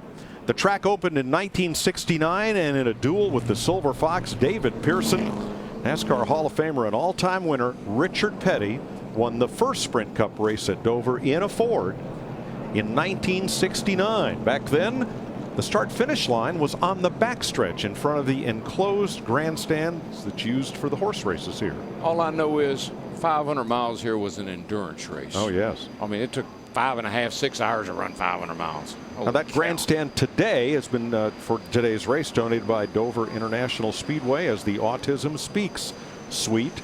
And we learned a lot at the golf tournament earlier this week from our director Artie Kempner and former Major League Baseball player B.J. Surhoff about some of the great programs that are in place as children with autism graduate high school, try to transition into the world. There aren't many programs once these kids leave the educational system.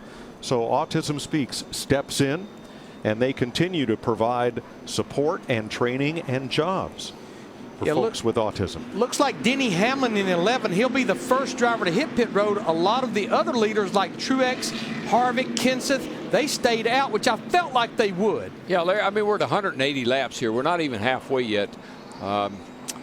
Just have to work. I'm not sure about this strategy at this point. Jamie, what are they saying? Well, Denny Hamlin on that last stop, it was a little bit slower for this 11 team, and he got shuffled back a few spots. He comes in, he was 6th, and he said the car was just not good in traffic. It's the deepest he's been today, saying he was just too tight. They wanted to help that out with some air pressure, a 4-tire stop here, and they'll fill him up with Sunoco fuel, and you see behind him the 41 of Kurt Busch in as well.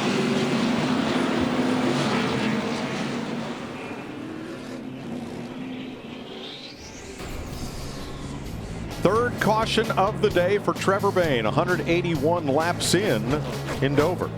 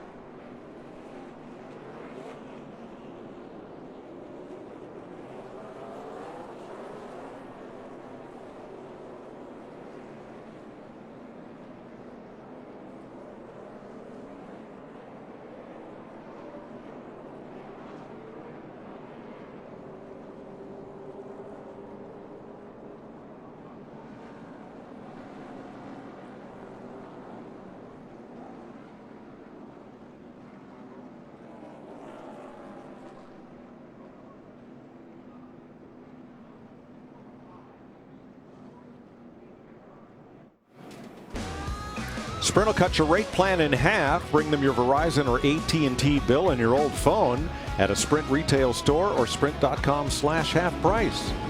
Jimmy Johnson with 9, the all-time winner at Dover. He leads a great group. David Pearson, Bobby Allison, Richard Petty in all-time wins at Dover. Martin Truex, Matt Kenseth once again on the front row for the restart. Add Eric Almirola, who got the free pass. You have 22 lead lap cars. We're back under green. Mike, the top 11 drivers stayed out under that caution, did not pit. That's a pretty good restart by that 20 car that time, Larry. He was able to hang right along with that 78. Looks like that momentum off turn 2 is going to get Truex the lead, but that was a good restart by Matt Kenseth. Truex drops to the bottom. Kenseth second, rockets through the middle of 3 and 4 and is right on Truex's bumper. Man, he gassed her up in the middle of that corner. Wow. Kyle Busch settles in third, Kevin Harvick fourth, Kyle Larson fifth, and Jimmy Johnson, Paul Menard, and Joey Logano battling Clint Bowyer. Tell you, that 18 car, it looked to me like he's searching for trying to get around his teammate there. That 18 car looks pretty good right now.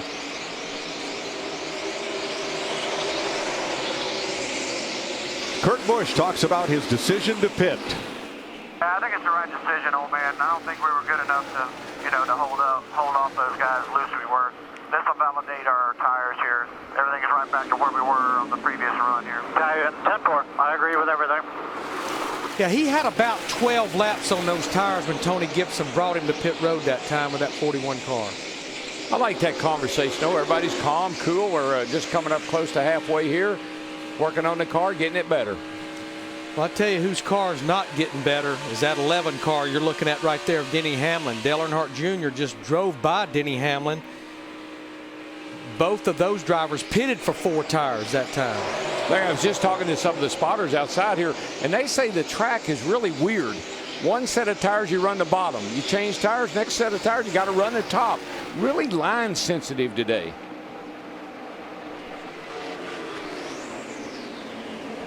Jimmy Johnson up to 5th, Kyle Larson now 6th, ahead of Menard, Logano, Bowyer, and McMurray, the top 10.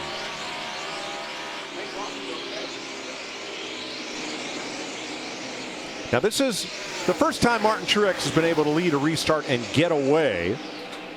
This time from Matt Kenseth by 0.6 of a second. And at 16th, Casey Kane, Brad Keselowski. I don't know if they made contact off turn 2 or not, to 5 and a 2, but if they didn't, the air pushed the 2 up the hill. Austin Dillon right with them. They had been battling with Jeff Gordon, who's up to 12th, had a good stop. And yeah, he's been lingering right there, 12th, 14th, back 16th there one time, but that's kind of where Jeff's been, right in the top 12 or 14 here. Larry can't say enough how much that caution flag benefited Carl Edwards, that he didn't have to come back down pit road and serve that penalty under green. No, it couldn't have been any more of a benefit for him, because, yeah, he's way back in 19th position. You were riding with him right there, but he's still on the lead lap. And the good thing, Larry, is they could survey the situation. They decide if they want to fix that tube and put it back down in there where it belongs, or just get rid of it.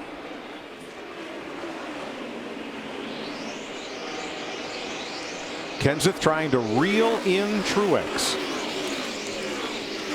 0.6 of a second is the gap. Make that about 5-6 car lengths.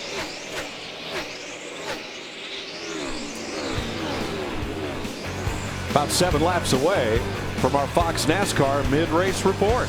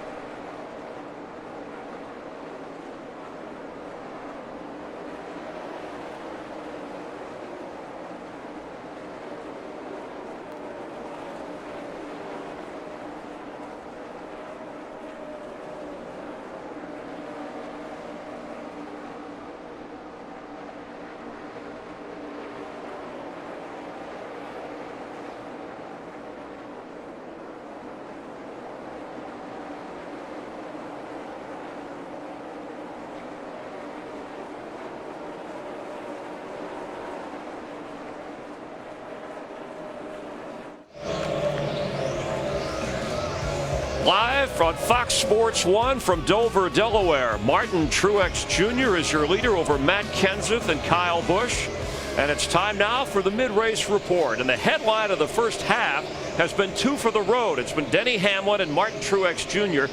Hamlin started on the pole, was the fastest in the final two practice, and still has the fastest lap of the day. He's led more than 100 laps, but has fallen back. Truex Jr. has led the second most laps and is trying to end a 68-race winless streak. Darrell Waltrip, who are you keeping an eye on? I'm going to keep an eye on that 18 car, Kyle Busch. He's got 2 wins here. I believe he's coming off those injuries. He's learned how to pace himself. He's not using it all up all the time. He's saving a little something for the end of the race. My guy is Kevin Harvick in the 4 car, and the reason why, you heard the spotters talking about how the track is changing. In practice yesterday, Harvick was consistent throughout his whole runs, old tires, new tires. That'll come into play in the second half of this race. Michael, Matt Kenseth made his first career start here in 1998, subbing for Bill Elliott. He finished 6th. He's been lurking in the top 5. I think he gets his 3rd Dover win here today. But Jimmy Johnson looking for his 10th win here, and in true Jimmy Johnson fashion, even with a very loose race car, he's running up into the top 5. That car getting better, and he's getting closer to that 10th win. Yesterday, Paul Menard was the only non-Toyota in the Fast 5 in final practice. He's likely en route to another top 10 here at Dover, maybe top 5. And Kyle Larson, who is currently running 6th. The last time he raced on concrete back in Bristol, he led 90 laps, started 3rd today, and is staying in the hunt looking for his first Cup win. As has been the pattern much of this season, lead changes are down across the board, but if the green flag runs continue, those lengthy runs, it'll put more pressure on drivers and crews to make adjustments.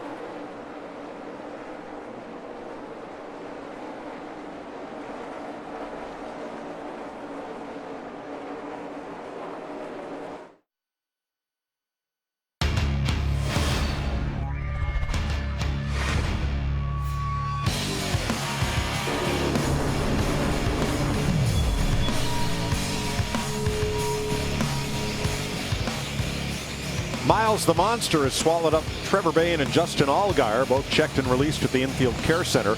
After their crash at lap 175, Ricky Stenhouse went off track, but he is now back in the race. Aerial coverage provided by Goodyear, proudly supporting our military for 100 years. Show your support for our troops at the charity auction at Goodyear.com. Goodyear, official tire of NASCAR. Just past halfway on the Monster Mile, 210 laps complete. Martin Truex Jr. leading Matt Kenseth now by 1.6 seconds.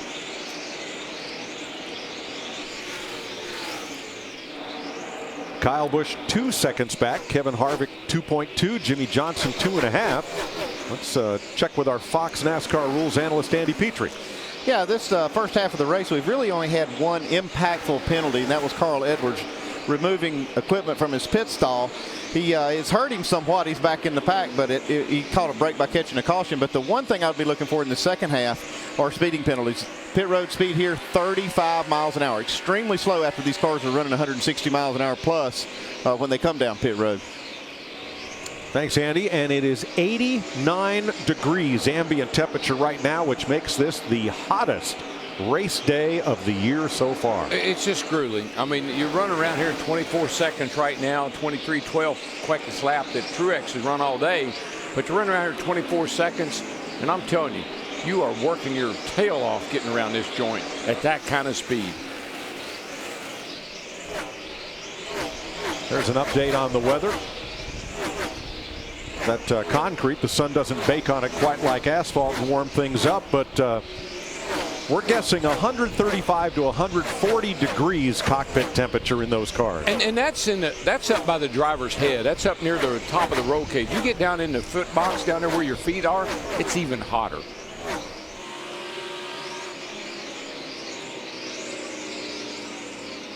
I believe what's flapping around there is the drink tube or straw in his water bottle. Blocking the picture there for Jamie McMurray. Got a little battle here for third. Kevin Harvick's been trying to get around Kyle Busch here for a number of laps. Hadn't been able to pull it off just quite yet. Right up ahead of him, that yellow car. That's Matt Kenseth's second place car. They're all running pretty close together. Now, all these drivers, Truex Jr., Kenseth, Kyle Busch, Harvick, Johnson, Larson, and Paul Menard, they all stayed out the last two cautions. And when they made that green flag pit stop, they'll have to beat a pit road in about 20 to 25 laps for green flag stops if we don't get a caution. Yeah, and that really shook things up a little bit too, Larry, because, I mean, you got Menard in 7th, you got Logano 8th, you got Boyer 9th, McMurray's 10th, Dale Jr., who was a lap down at one time, is 8th. That's the complexion of the race has changed a little bit because of that strategy. Second place now as Kyle Busch has caught teammate Matt Kenseth. And look at a Kyle Busch run. You would never imagine that he'd been out of the car for 4 months after that Daytona crash. You know when I realized it? On Friday when we interviewed him after he qualified 10th. He was not a very happy man. The hard way. He's going around the outside here. He just gassed it up. Took the line away from Matt Kenseth and was able to complete the pass. He'd been trying to do that for a while, and here comes Harvick. He's going to try the same thing. But think about Kyle Busch. We have 14 races, including this one, until the chase. And Brian France, the chairman of NASCAR, said if Kyle Busch wins a race, top 30 in points, he will be chase eligible. So that's the mission Kyle Busch in that 18 car is on. Yeah, first things first. You've got to get that win. Now, to get to the top 30, we figured from his comeback at Charlotte, he would have to average a 16th place finish every single week to stay in the top 30. Yikes! Wow, 3 wide. Yikes! Wow, that was crazy right there. Harvick passed Kyle Busch, and Kyle Busch passed him back 3 wide down the back, and they're still battling. And Jeb Burton had a ringside seat as they went 3 wide. This was wild right here, man. They were... Want to see it again? Yeah, I do. I love this. There goes the 4 car. He gets by Kyle Busch. Kyle crosses over, makes it 3 wide down the back. Jeb Burton up on the outside right there. That was tight. And Matt Kenseth right with them. 2, 3, 4. Jimmy Johnson another half-second back. He was able to close that gap just a bit. When the top 7 pit, that will likely move Clint Boyer to the lead, then Joey Logano, then Dale Jr. And it'll move Casey Kane from 15th up into the top 10. And Matt, that would be the first time today. Mike, when it comes to giving back, no sport has a bigger heart than NASCAR. Owner Tommy Baldwin and his sponsor, Toy State, have partnered in a new program in 2015 to help kids with disabilities, including autism, that battle mobility issues. Recently, Casey Kane, Michael McDowell, and Alex Bowman modified battery-powered ride-on toy cars. They go from the toy store shelf to a needy family after a 1-hour refit that includes safety and comfort features geared toward each child's mobility needs. A total of 30 little cars decaled up like a 7 Cup car will be given away this year A great program that's taken the green flag. A nice initiative there. Kasey Kahne currently 15th, but we're all waiting for those top 7 cars that will have to come on to pit road quite a bit earlier than everybody else. Yeah, we're at lap 224. That should start happening somewhere north of lap 235. And then, Mike, Larry, if you look at the racetrack, you wouldn't know it's concrete because it's got a black cast all over it. There's just so much rubber on this racetrack. Dale Jr. working Joey Logano. This is for 9th place.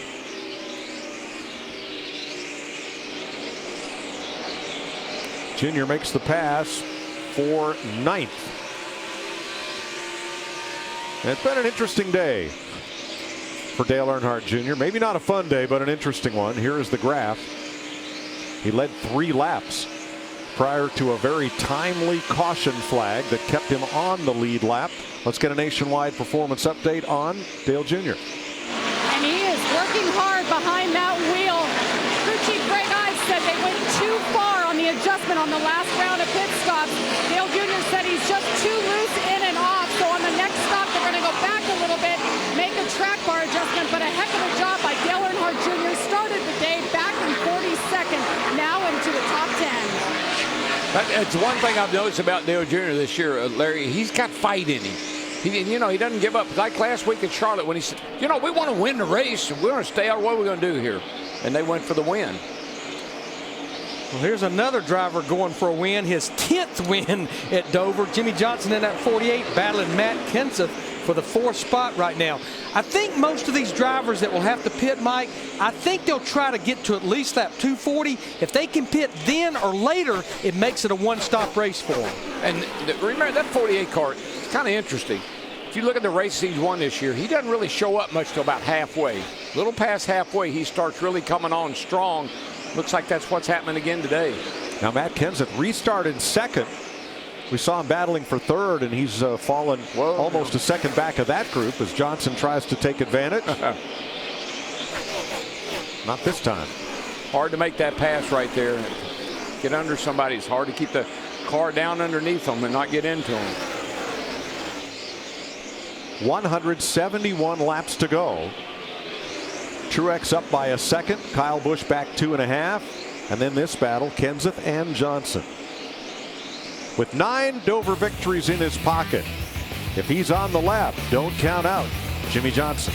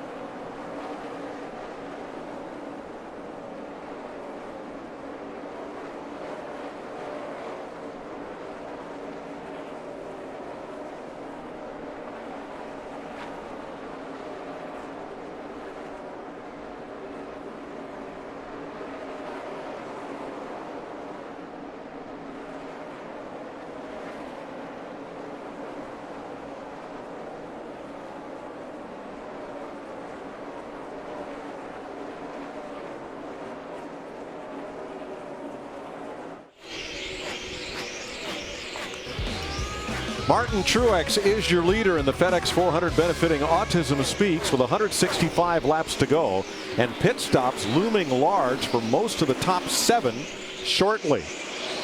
Clint Bowyer just passed Kyle Larson for 6th. Little bump and run there for Bowyer, who will take over the lead when the rest of that top half dozen pits. Here we go.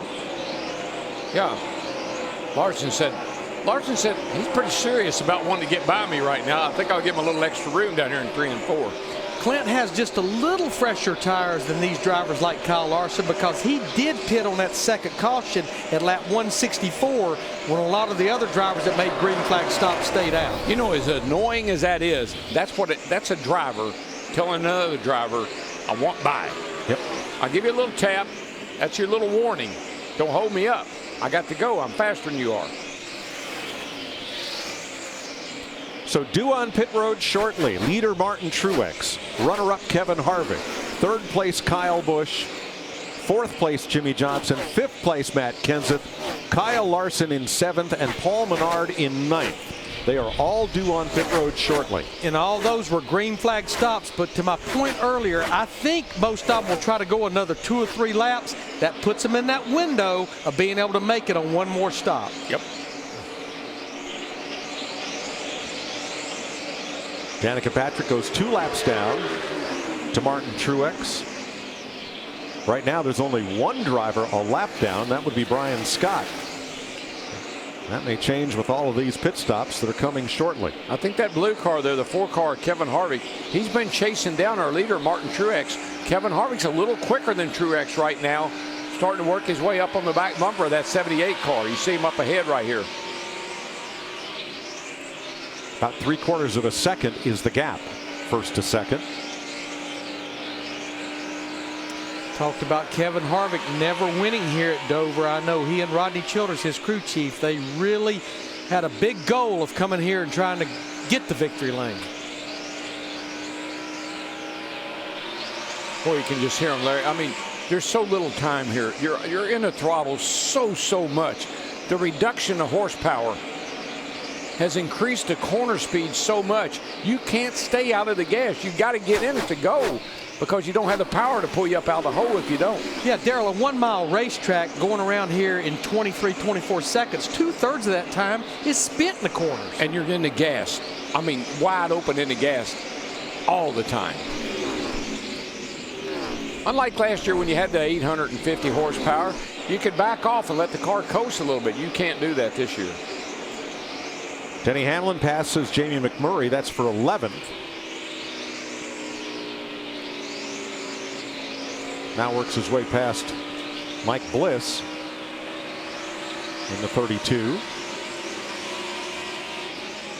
And Mike, something that may let these drivers stretch it a little further also is we've had 15 cautions laps. And it's kind of a 2-to-1 ratio, caution to green flag lap. That's another reason they'll probably try to run a few more laps. And Larry, don't forget I told you in our practice show, you get better gas mileage on the concrete racetrack. I remembered that. Yeah, I read that, and it kind of made sense. You don't have the, you don't have the resistance that you would have on an asphalt track, so you can roll a little freer, go a little further. Dale Earnhardt Jr. in that 88, he has fresher tires than any of these drivers, because he actually stopped under the last caution at lap 181, so he can go probably somewhere around 265 to 270, and we're at 245 right now. And Larry, that's so smart. I mean, that's you're in a hole, and digging yourself out of that hole, you can do things that other teams, other guys, other drivers can't do, just like that kind of strategy. Jimmie Johnson to pit road, and Kyle Larson. That will begin the round of green flag stops for at least the 7 drivers who are most in need of fuel. Chris? Well, Jimmie Johnson saying his car a bit too loose the first half of this race. Chad Knaus making lots of adjustments. He's tightened it up a bit too much now. So Jimmy's saying, you got to loosen me up now, guys. Larson is done. Here's Kevin Harvick. Chris. And Kevin Harvick saying he doesn't have the best short run speed because of where the track bar is adjusted right now. It's stuck in that position, so no adjustments at that on the 4 car at this point in time. Matt Kenseth also in pit lane. He's saying his car was really good, but late in the run got a little bit loose. Leaders coming too. Everybody coming to pit road. Matt Kenseth, service finishing up there. Menard's in, Newman. Here comes Kenseth and Truex. Greg Biffle, Joey Logano. Jamie. Logano win. It's interesting the swing a lot of these cars have taken. They started off loose, now they've gotten tight. Or opposite, I should say tight then loose, and the 88 was loose. So they're going back on some of the adjustments from the last stop. Dale Jr.'s done, Matt. That run was a great learning tool for Truex. The car, because of the heat cycle, made the car much free. Near the end of the run, though, he says the car was very good. Balance was exceptional. Good stop, and he's away.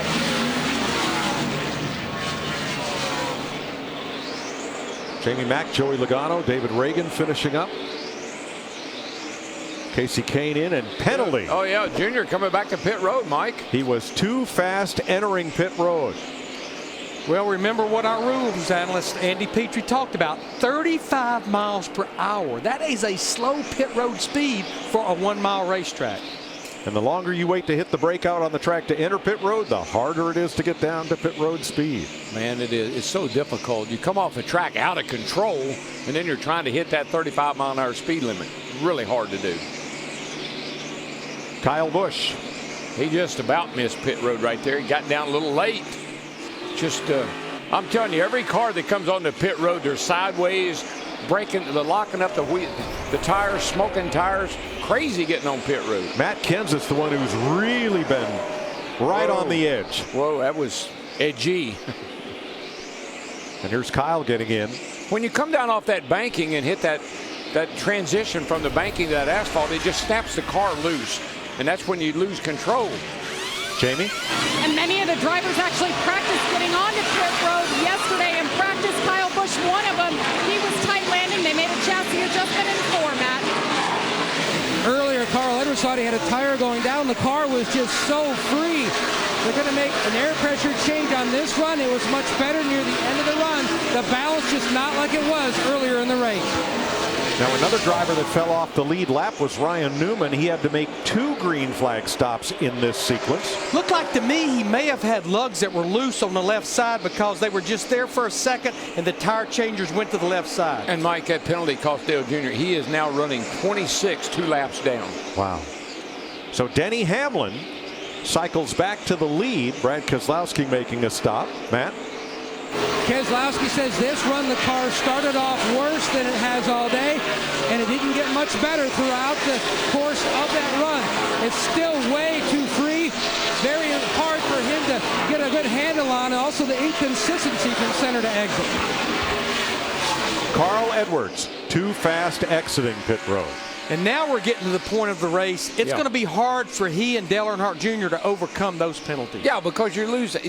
When you come down pit road and serve that penalty, you're losing about 2 laps. Right, you're running 35 miles an hour down pit road. Everybody else running 150 miles an hour out on the racetrack. Well, Carl caught a break on that when moving equipment out of his box because the caution was out, but not that time. Now you see Denny Hamlin right there, the 11, leading the race. He can go another 5 to 10 laps. He has the entire field except for Kevin Harvick a lap down right now, but he's given up a lot of time on those old tires. Yeah, he'll be all right if somebody doesn't run over him because they are going around him on both sides. Now Carl Edwards was grabbed for speeding not at the end of pit road, but in the segment immediately coming out of his pit box. So you see the 19 slowing to serve his penalty. That's going to be costly. You'll see right here how much of a difference those new Goodyear tires make. Martin Truex Jr. in the 78 just drives by Denny Hamlin. That puts Martin back on the lead lap right now until Hamlin pits. A number of drivers who could have stayed out longer pitted with the first group of cars because that window opened to make it a one-stop race, wondering why Hamlin didn't. Well, they're trying to get that caution. That way they have a ton of drivers a lap down. He's coming to pit road now. Boy, you see right there, even he's trying hard not to. He almost missed pit road.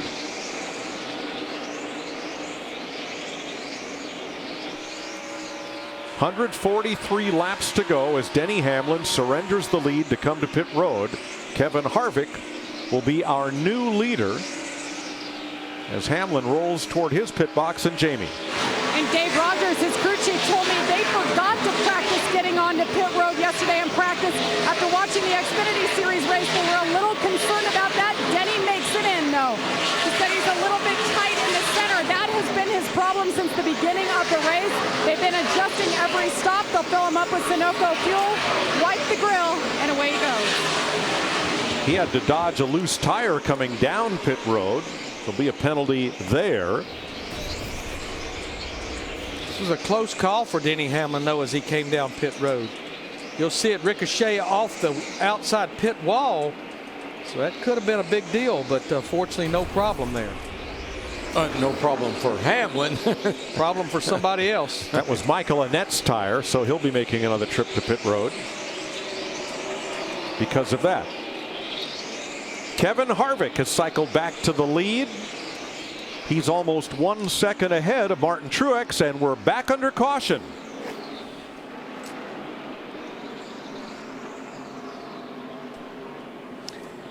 And now Dave Rogers and Denny Hamlin saying, why did we not stay out for a couple of more laps?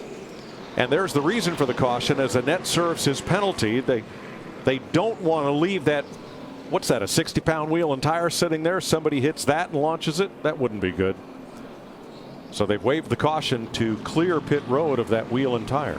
Normally you just don't want to claim that. You know, you'd rather they not know where it came from, but they always do. All right, let's check in at the Hollywood Hotel for a KFC race break.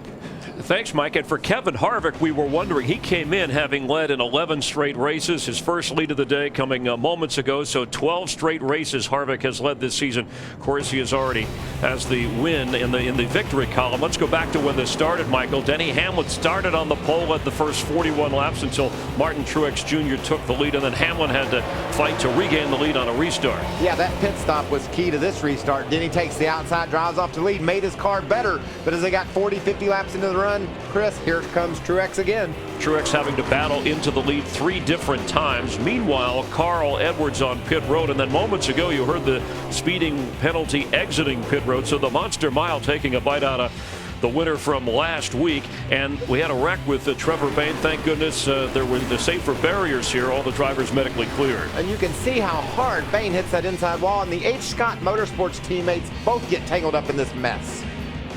And at the moment, Harvick, your leader, with Hamlin and Truex Jr. having dominated earlier. A couple of storylines here. Obviously, Harvick has never won here, and we talked about that on the pre-race show, but a single-car team like Martin Truex Jr., he is on his way to leading the most laps in his 3rd straight race, and we know he's trying to end that winless streak. Well, we've talked about how tough it is to pass. We've seen Denny Hamlin take off to the lead and then Truex take over. What we haven't been watching so closely is the speed in the 4-car of Kevin Harvick. He just keeps nipping away at those guys. Now that he has that track position up front, Harvick could be hard to hold. Too early to count Denny Hamlin out of this? Well, he's going to lose a lot of track position because he ran so long on those old tires, so he will be buried back in the field. There's some new players in the game. Jimmy Johnson, Kevin Harvick, and Clint Boyer has raced his way into contention as well. And each time on the restart, the leader has taken the outside. You expect that to continue? Yeah, I love what this track is doing. The groove is widening out. We've seen some passes for some top 5 positions around the high side, so a lot of intense action over the next 100 laps for sure.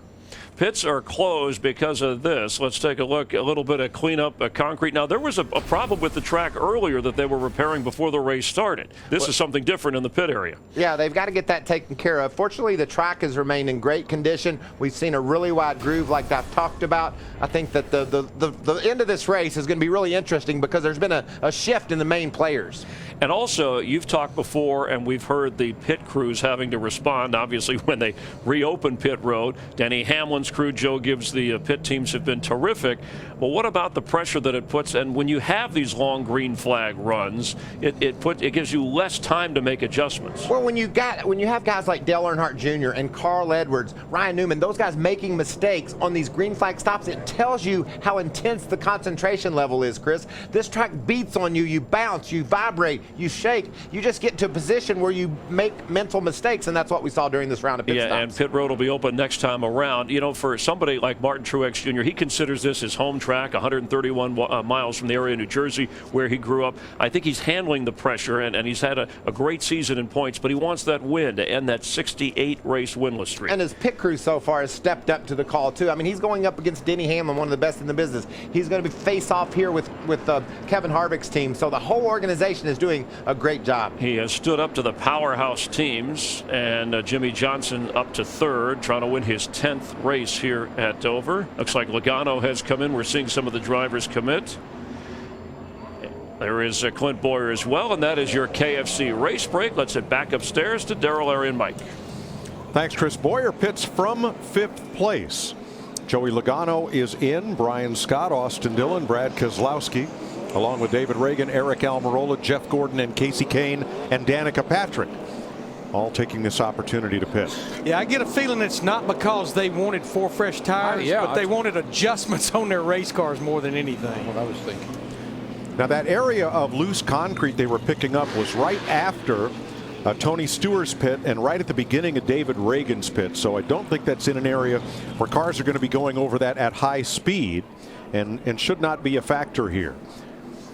264 complete. 136 to go in Dover, Delaware.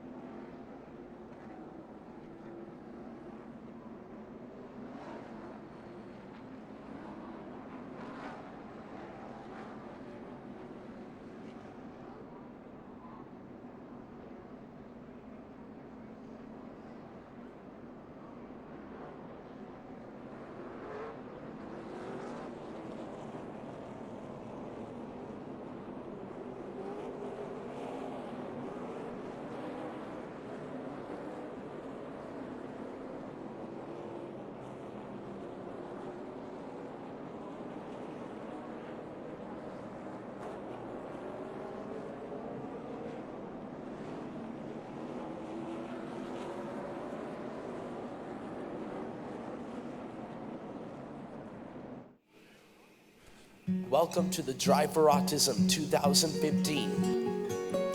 14th annual event, the Drive for Autism at the DuPont Country Club in Wilmington, Delaware, played host to a lot of NASCAR and Philadelphia area sports celebrities and these great kids whom we're all trying to help through Autism Speaks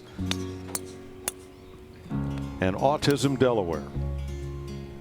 A lot of great hits, a few honest scores, and a lot of fun was had by everybody, and we can't wait to do it again. Almost $500,000 was raised for a very great cause. We're back under green. Kevin Harvick outside Martin Truex, Kyle Busch, Jimmy Johnson in row 2, Kyle Larson, Matt Kenseth in the 3rd row. Greg Biffle got the free pass, so we have 21 lead lap cars. And the top 10 drivers elected to stay out, 11 pitted, including Greg Biffle. Well, that 78 car got a nice restart right there. He's hanging right with Kevin Harvick. Harvick's not really great on the restarts. His car's a little better on the long run. We'll see if he can hold off the 78 here or not. Darrell, one thing I noticed through 3 and 4, Jimmy Johnson in that 48 car, his car just flies through the middle of the corner. Oh, they keep making that piece better and better and better. And, you know, we hadn't won 9 times here without knowing what to do and when to do it. 3 wide off turn 2 back in the pack. What battling we get on these restarts. It's a gaggle back in there, Whoa, man. Here we go. 3 wide, 3 wide. Stuck in the middle of Jeff Gordon and Brad Keselowski, or rather Austin Dillon, Jeff Gordon and Brad Keselowski, who've raced each other all day long. I'm not sure that little skirmish is not over. I don't know if that's over with yet or not. Well, they sorted out a little bit. Now, all these are drivers that came to pit road for adjustments and got 4 fresh Goodyear tires. Matt Kenseth moving past Kyle Larson for 5th. Paul Menard closing in on that group. So, you know, that 4 car that said might, you know, take a few laps to get going? Not this time. She got going from the minute the green flag was waving on that restart. Boy, Menard hit. He just put a little tap on the back of that 42 car of Larson and moved him out of his way, and Menard is going somewhere.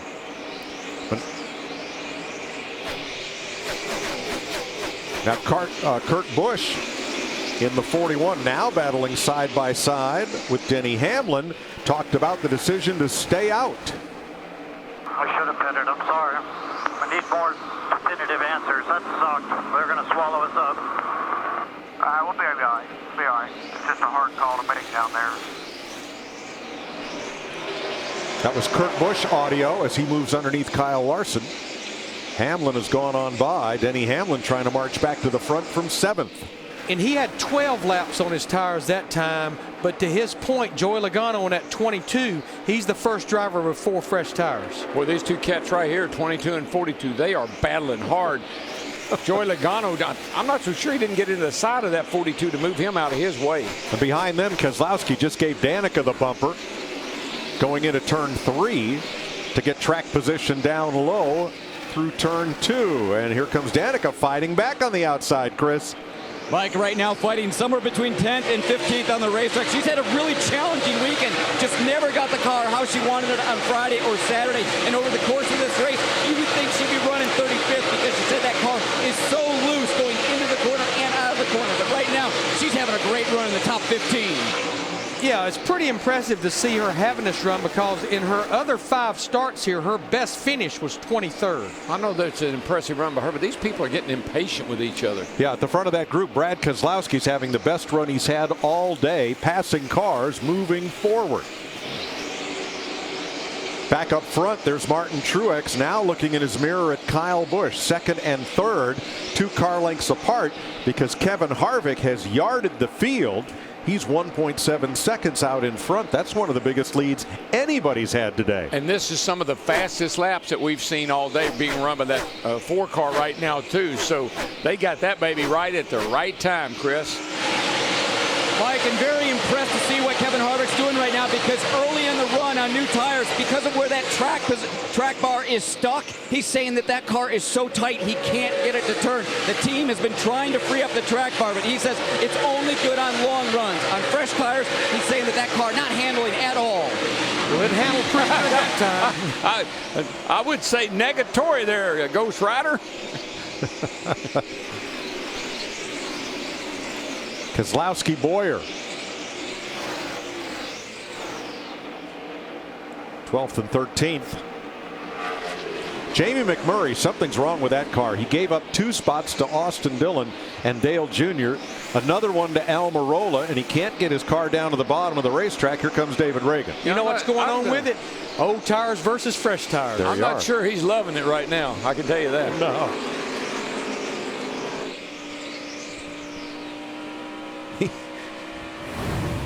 He needs a happy meal of 4 fresh tires and gasoline is what he needs. So Mr. Feelgoods is what he needs.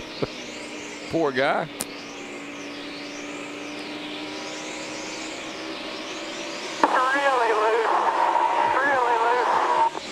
That's when they're loose. When they're really loose, that's really loose. 10th place, Kyle Larson, Casey Kane with 121 laps to go. This battle about 8.5 seconds off the lead. Larson's flirted with the top 5 today, but Casey Kane has just barely cracked the top 10 at any point in this race so far. Yeah, Kane has been interesting. He's been all over the place. I think it's one of those cars that's kind of line sensitive, and he just hadn't been able to hit it. But this is the best I've seen that car look all day right now.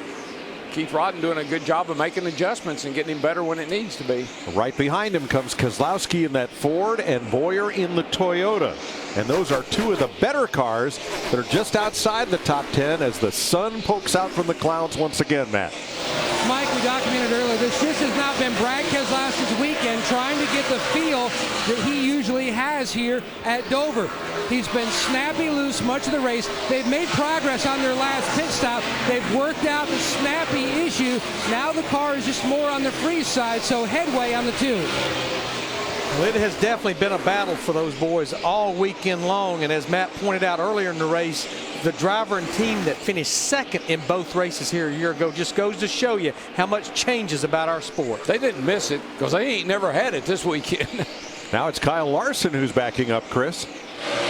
That's right, Mike. Most of this race he's been running the top 10, but now sliding outside of the top 10. He's been complaining on the radio, saying that going into the corner, the car just not turning. And then when he goes back to throttle, he's losing the back end of that race car. So Kyle Larson having a challenging time here in this, close to the last 100 laps. Thanks, Chris. Now half a straightaway behind him, there was a big five-car battle. And Dale Jr. came up clear out of turn number 4. Unfortunately, Brian Scott was right there. Let's take a Dale Jr. inside ride for that one. Great save. I don't know how he saved it. Still there. Pump of the hood, still up there. Keep coming, you're good, clear. Protect the bottom, protect the bottom, protect the bottom. You're fine, protect the bottom, car's good. Let's show you what it looked like from our view.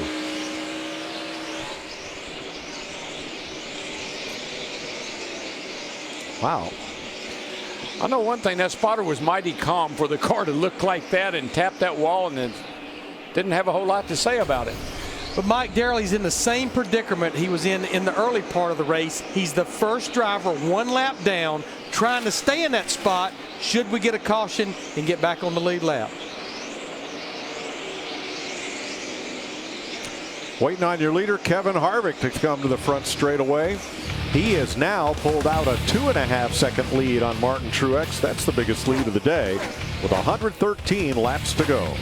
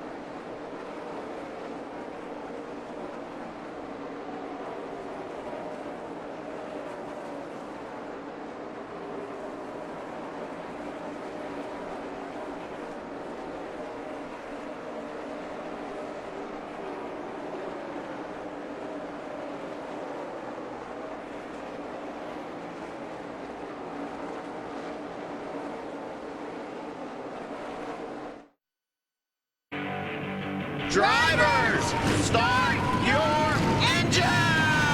Boogity. Let's go racing, boys! Oh, Lewis underneath, guys. Yeah, you might have to get another radio. We got no front tires left and no rear tires left. Ready, we may have a tire going down. Nothing would make me enjoy racing on this concrete. Okay, hold on. Stop. Break your turn, everything. Stay high, keep thinking. Slow. Got both of us, guys. That's the way it sounded this afternoon as we welcome you live to the Autism Speaks 400 from Dover, Delaware. In our Castrol race summary, Kevin Harvick, your current leader, with 21 cars on the lead lap. Haven't had a lot of lead changes or leaders, but in the early portion of the race, Michael Waltrip, it was Hamlin and Truex dominating. Kevin Harvick, who in his 30 career Cup wins, 18 different tracks, but winless at Dover, Kentucky, Pocono, Sonoma, and Texas. This one is on his radar, and so is Truex, who is trying to make a move on it. Yeah, but Harvick's car has been really solid all day long, and it was just a matter of time until he picked his way to the front. That's where he's at now, and his lap times are as good as I've seen all day long. Kyle Busch, who gets the waiver after the injury, if he stays within the top 30 in points and gets a win, has had success here before, and he's been hanging around in the top 5, running third. Yeah, that's an impressive run for Kyle Busch as well. He's really good at this racetrack. He understands how to work the concrete, and this track can get on your nerves, Chris. I'm telling you, the more laps you run, the more difficult it becomes to concentrate. Kyle Busch being out of the car for a while, this is an impressive performance. We've had 9 different winners this year. Would we get a new one at like the 10th? Would Menard be that guy? Certainly Clint Boyer, Casey Kane, guys who are hanging in there in points but need the win to advance their position to chase to win to get in. Yeah, Boyer's been impressive today. He's driven through the field all the way into the top 5. You see him making the move around Logano there. This car has the speed to get up there and contend for a win. Whether he can do it or not is another question. Look at Joey Logano, Casey Kane, another really fast car. Kane is doing a nice job racing inside the top 5. I like the way this car is running at this point in the race. Yeah, in the last 5 races or 5 years here, the race has run. This race has been won by past champions, of course, Jimmy Johnson. So this indicates if you can win here in Dover, then you pretty much are made of championship material. This is a tough racetrack. Every lap that goes by, it gets harder and harder. The groove changes. We've seen quality passes inside the top 5 made all the way out next to the outside wall and down on the bottom. That tells you you have to be diverse and you have to have a big playbook to be successful here at Dover. And here's Jimmy Johnson battling for 3rd place. He's a guy who has made a habit this year of coming from back of the pack and working his way up. And as he has said, with 3 wins in the bank already, good positioning. They're swinging for the fences every time out. Well, we saw Jimmy Johnson's commitment last week at Charlotte. When he spun that car out, he drives right on the edge of control. And that's what you have to do to be successful here at Dover. The turns are tight. They're high banked. You have to have a free race car to be able to get through the center of the corner. Jimmy Johnson knows how to handle one of those. Less than 100 miles to go in Dover, Delaware, and Kevin Harvick in his 29th Dover race is best finished 2nd, but he's your defending NASCAR champion and your leader at the moment live on Fox Sports 1. You're watching Fox Sports 1 NASCAR.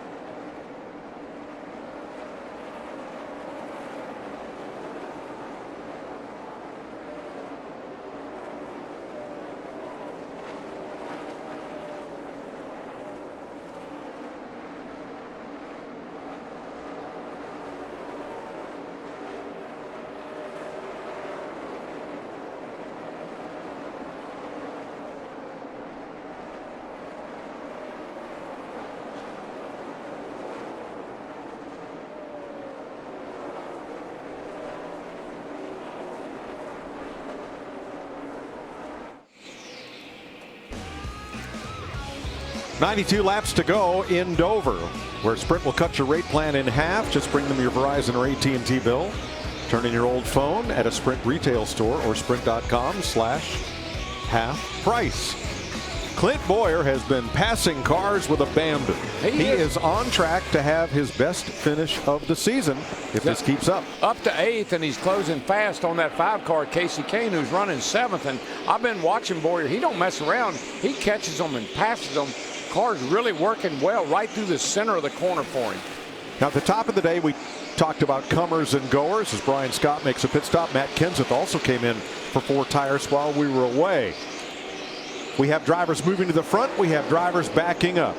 16 different drivers have completed a lap in a top 5 position today. That's a very large percentage of the field.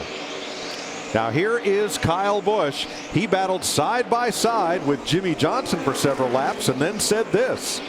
Side race. Woo! Try to get me loose. Get it back under you. Let's go. Better than him.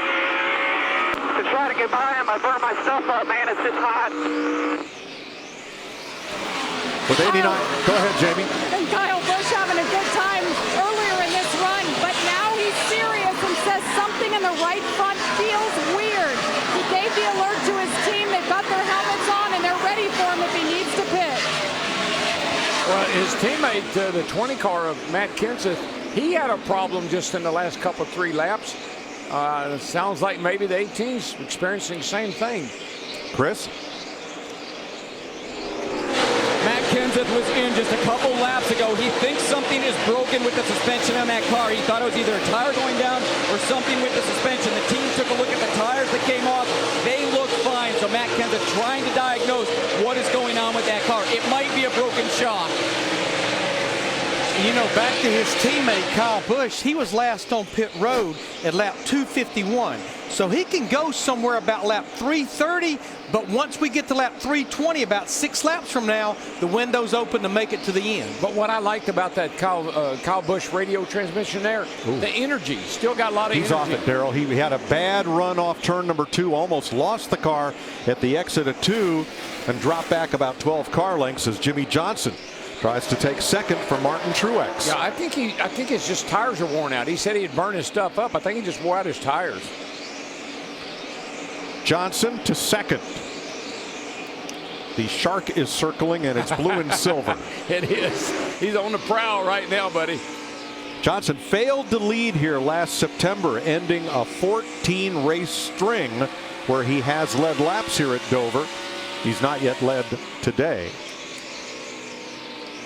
Well, it's not a 1.5-mile track, but the 2 guys it's pretty much dominated all year long, Jimmy Johnson, Kevin Harvick, they're out there running 1-2 right now. They got 2 blue cars and they're making everybody else blue with it. Oh, hey, now there's still 84 laps to go. There's going to be at least 1 more pit stop. And as things have changed throughout the day, a lot can happen. Yeah, and I truly believe once we get to lap 320, about 3 or 4 laps from now, these drivers that are just hanging on, I think you're going to start seeing some of those green flag stops happen. Let me tell you the difference in the 4 and the 48 right now. The 4 last time by ran a 24.84. Jimmy Johnson last time by 24.47. That's 4/10 right there. And then the man that's just hanging on, Kyle Busch, ran a 24.58. yeah. He needs a pit. You saw Jeff Gordon, Joey Logano battling there for 11th place, settled in favor of Gordon. But there is the gap, 3 seconds from Harvick back to Johnson. Harvick has spent at least 70% of this race in the top 5. So has Kyle Busch and Martin Truex, and until his pit stop, Matt Kenseth. Look, when they announced this rule package last year and what they were going to do this year, it was very obvious to me this package was going to compliment some drivers, and some drivers were going to hate it. The 2 guys that have loved it the most have been the 4 and the 48. And the guy that's hated it the most, Tony Stewart. He's back to 2 laps down now in 21st, hanging on. And maybe even Jeff Gordon. I don't think he's really embraced his package. We saw Harvick lap past the boss, or his boss that is, a little bit ago. And here is Gordon in 11th. His lap times are competitive. They're only about 2/10 off of the leader. But Jeff's had a very hard time trying to fight his way into the top 10 today. Yeah, he's been 12th to 14th since the race started. Yep. Eric Almirola got a free pass to get back onto the lead lap and made good use of it. He restarted this run in 20th. He is up to 14th. It's a pretty solid run. He and Trent Owens doing a nice job today.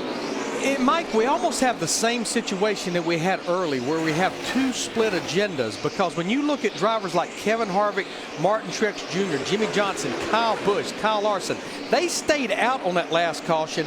They're going to need to come to pit road in the next 8 to 10 laps. But then you've got drivers like Bowyer and Gordon and Almirola, Logano. They pitted, but like we saw earlier, I don't think they'll just stay out there because they can't give up that much time on those fresh tires. No, we've seen that pretty much all day long, Larry. Even the 15 car, we thought he had a big advantage, but when everybody hit road, he came with them. You can't, even though you have that advantage, you can't give up that track time. Yeah, there are about 8 drivers with the most fuel in the tank, led by Bowyer and Kane in 7th and 8th. But they should come in with the rest of the leaders, as you point out. 77 to go, and here comes Martin Truex to pit lane. The third place car. I like the way he came into pit road right there, Mike. He got down on pit road early, didn't take a chance of diving off the track, got his pit road speed under control. Looks good coming down pit road. So if we stay green, here's the last stop of the day for the 78, Matt. Stellar day for the boys from Colorado. Third straight points-paying race that they have led the most laps, and with this very race car. Solid stop going on these guys. They started the day second, still trying to get back into victory lane. They had a little hiccup on the first stop. Chris. Kevin Harvick saying his takeoff speed a little bit slow. Going to be interesting to see how he does on these fresh tires. He did say that the car a little bit too tight all the way through the corner. Jimmy Johnson also in, saying his car too tight on entry. Matt. And more pit stops underway. The 27 is in. They plan to go to lap 325. They expect the car to be freer this run on sticker tires. Solid day. Jimmy Johnson, Denny Hamlin getting service. Johnson gone. Hamlin finishing up. Kurt Busch as well. David Reagan. Jamie. And the 41 made some adjustments on his car, as well as the 11. The 18 remains on pit road. Remember, Kurt wished that they had pitted last time. He's going to be very happy to finally get those sticker tires. Kyle Larson's done. Austin Dillon is in. Now, the last green flag stop, we had 2 speeding penalties among top 10 drivers. See how we do here. I'll tell you one thing, Larson slid his on the pit road. Eric Almirola in as well. But when Martin Truex Jr. made that stop, that broke the epidemic out, because you just could not afford to just keep running and keep running. Kyle Busch is the new leader with Bowyer second. This time. And Keselowski third, and they want Busch pit side.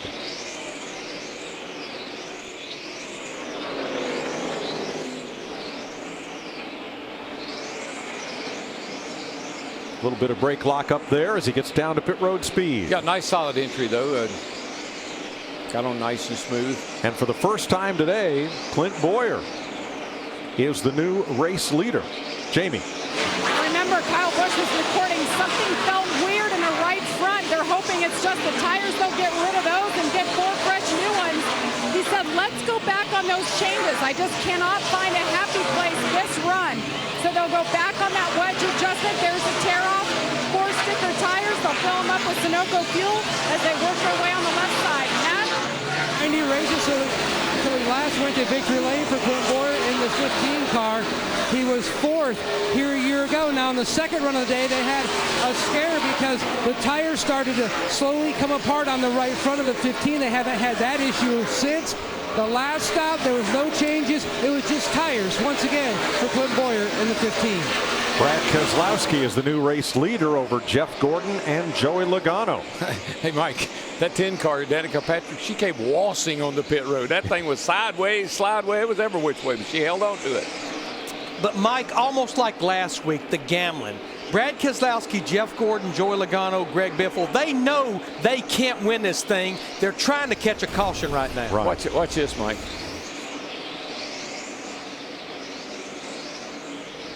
Very good. Whoa. Well, she's way down on the apron, but slideways. And guess what? What? Too fast entering. Oh, no. Yeah, for Danica Patrick. And I bet I know which segment that was in. Matt? One big thing for Brad Keselowski and the 2 team, you look at their history, especially the year they won the championship. He thinks outside the box from the cockpit. Recent communication between he and Paul Wolfe, he wants to gamble. He would like to run until he almost runs out of fuel, and that would be somewhere around lap 350 from their most recent fuel mileage calculation. So at that point, they're looking at possibly 2 tires. It just all depends, but they're looking at strategy on the 2. When you have a win in the bank, you can gamble. Boy, this group here, Paul Menard on fresh tires came up on them very, very quickly and had a little trouble there busting through. But I love Paul Wolfe and Brad Keselowski. They're gamblers, man. Yeah. It doesn't matter if they have any wins or not. They're gamblers, and I love that, Chris. Yeah, we spoke to both Paul Wolfe and Brad Keselowski last night. Darrell, you'd appreciate. Keselowski said when it comes to that driver-crew chief decision, when we're out in front, I listen to the crew chief. When I'm behind, then I have to make the decisions. And Paul Wolfe was explaining to us that he listens to his driver, his car chief, and he's channeling through other drivers and other teams. So he's really listening to 3 people at once. So the communication with Brad Keselowski may take priority or not, but they have to be on the same page, and that's something, especially when it comes to gambling. As you said, they didn't love their car coming in here. They knew they'd have to gamble to win this race or at least stay near the front, and their communication certainly is on the same page. Well, that's trust. I mean, you trust the crew. You know he's in the game, and that's what you want. But in the perfect world for those 3 drivers, Keselowski, Logano, and Biffle running 1, 2, 3, they have pretty much now Harvick's back on the lead lap. But if they can go another 10 laps and still be out on the racetrack and get a caution, those drivers that made green flag pit stops, they're going to have to pit too because of the number of laps on their tires. We saw Kyle Busch rocket past Martin Truex. Is Truex's car not as fast now as it was earlier? We'll check after this.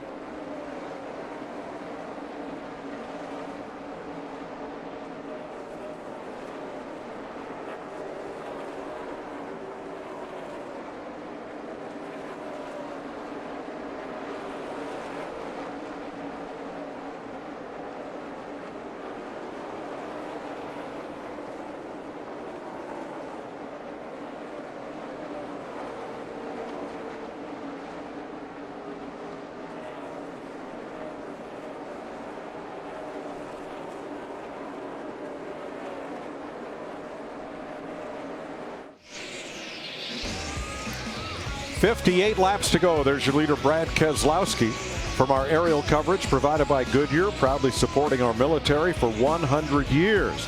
Show your support for our troops. Participate in the charity auction at Goodyear.com. Goodyear, official tire of NASCAR.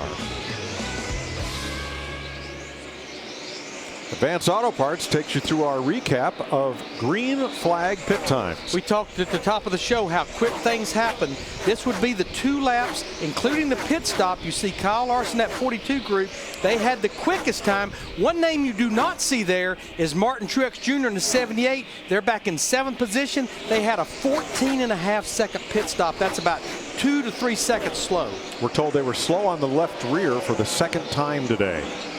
I'll tell you, there's 3 guys that are fighting it out right now, and he's one of them. Up ahead of him is the 48 car, or the 18 car, and right ahead of the 18 is the 48. And that's really tightening up for what could be a real battle here at the end. Well, Darrell, if we stay green, we know Keselowski, Logano, and Biffle will have to pit. That's going to be the fight for the win. That's what I'm seeing right now, and it seems to me like that the 18 is catching 48 a little bit. Matt Kenseth. Yeah, he was pits from 20th place. He'd been running not quite up to speed, Chris, but he's back in again. Mike, still problems with that car. Matt Kenseth saying whatever is breaking in that right front corner, it's continuing to get worse. He said the car is shaking so bad he can barely see. So Jason Radcliffe, his crew chief, finally said, bring it to pit lane. Let's check it out before you end up in the wall. Well, think back to our right rear suspension cam on Jamie McMurray, how much the suspension goes through. The right front, it never gets a rest at this racetrack. Yeah, you see right here, you just see the constant movement. That's kind of what you look at, this shock absorber. And then the belly of the tire and the tire pressure building up. And the chassis just constantly in movement. You can see that perpetual motion. It's movement, but it's the load. With 9 degrees of banking on the straightaway, it's loaded all the time around this 1 mile racetrack.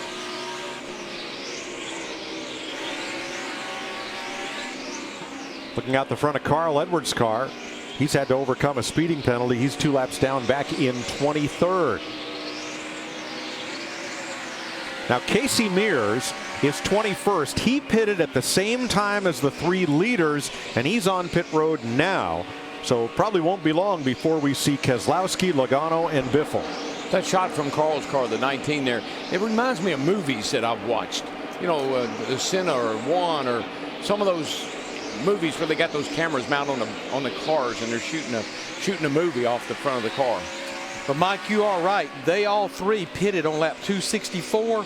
That's 85 laps ago. Now there were a few cautions in there, but obviously you're going to see those 3 drivers on pit road any lap now. Ricky Stenhouse has been in the garage and back out after a spin back at lap 163, but still running and trying to finish this one off. He is 40th. Join NASCAR saluting our veterans and active military members. Use the hashtag NASCAR salutes or visit NASCAR.com. 49 laps to go. Yesterday in the Xfinity Series race, Jack Roush gambled, let both of his 2 cars out there to try to run out the final tank of fuel to the checkered flag. It worked well for Chris Buescher. He won, but trying to conserve gas, Darrell Wallace got in Buescher's way. They collided. And Buescher went to victory lane, so that strategy worked for 1 out of 2. Here's when the front 5 made their last stops. And you talked about running out of fuel. Right now, you feel like Miles is riding in there on your shoulders. I mean, you're tired right now. You've been working hard. You've been running fast. It's been hot. This is as grueling, and as these last 50 laps takes its toll on drivers. Hey, you're riding with Kevin Harvick in the 4 there just a second ago, and he's already moved up to the 3rd spot. Dale Jr. on pit road. I think that's Tony Stewart coming in right behind him. Here comes Biffle. And Greg Biffle will be the first of the 3 leaders to pit. Matt Kenseth's coming back in to serve a penalty. Too many men over the wall. And then there were 2. The Penske Fords of Keselowski and Logano have now been out there for 90 laps. Here comes Logano. And Keselowski will come this time. Matt? And the 16 of Biffle, his biggest issue pretty much all race, has just been trying to get the car to turn in the center of the corner. A solid effort, though, by these guys that turned this car around earlier in the week to come here. And Joey Logano said his front tires were gone in the first 60 laps, and he can't run the bottom. He's tight in the center. Car has never been where he wanted it all day long. Happy to come in here and get some fresh tires. There was the chassis adjustment, a wedge adjustment. replacement there for the 22. Now, I said Keselowski was coming. I was wrong. He is still on the racetrack, continuing to lead this race with 45 laps to go. You've made your bed now. Run it to the last lap that you know you cannot run another lap on fuel.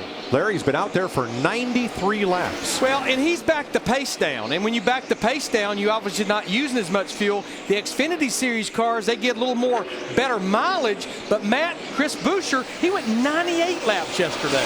And Larry Mack, only the driver knows how easy he has been getting back in the throttle and getting out of the throttle. They called Keselowski in. He felt like he had saved more fuel than maybe the calculations had showed, but he's going to be hitting pit road possibly next time by. Yeah, you want to use their strategy to your advantage, but you don't want to let it bite you, and here he comes. Here he comes after a 96-lap run. Brad Keselowski's going to give up the lead to pit. That will put Kevin Harvick out in front of Jimmy Johnson by 3.5 seconds, as Brad makes what he hopes will be his final stop. Matt? And with 42 laps to go, Keselowski stops deep in his box. They're only going to need 1 can of fuel since they are halfway through a fuel run to the finish. This will be a 4-tire change for the 2 car. Good stop, he's away. He's going to drop out of the top 10. There are 13 cars on the lead lap with 41 to go in the FedEx 400, benefiting Autism Speaks in Dover.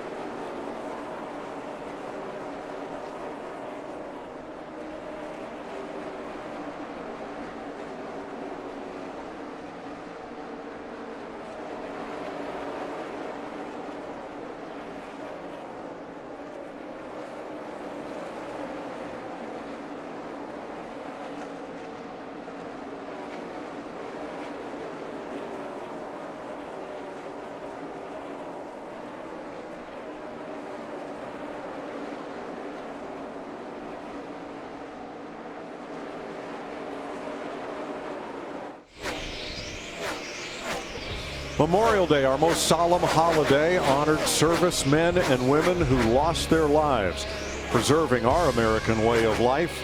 We want to remind you that Monday was Memorial Day, but the good work of the USO continues every day. If you'd like to help, please visit USO.org. Mike, just put it in perspective. We've been racing here for over 3 hours, 3.5 hours. We're running around this track in 24 seconds. Same 1 mile racetrack, round and round and round they go. Think about the endurance it takes for the driver, the conditioning it takes, mentally and physically, to do his job on this hot, sunny afternoon. And think of the traffic. Martin Truex Jr. negotiating lap traffic at a close call a second ago. He's in 3rd place, 5.5 seconds back. But a couple of laps ago, this happened.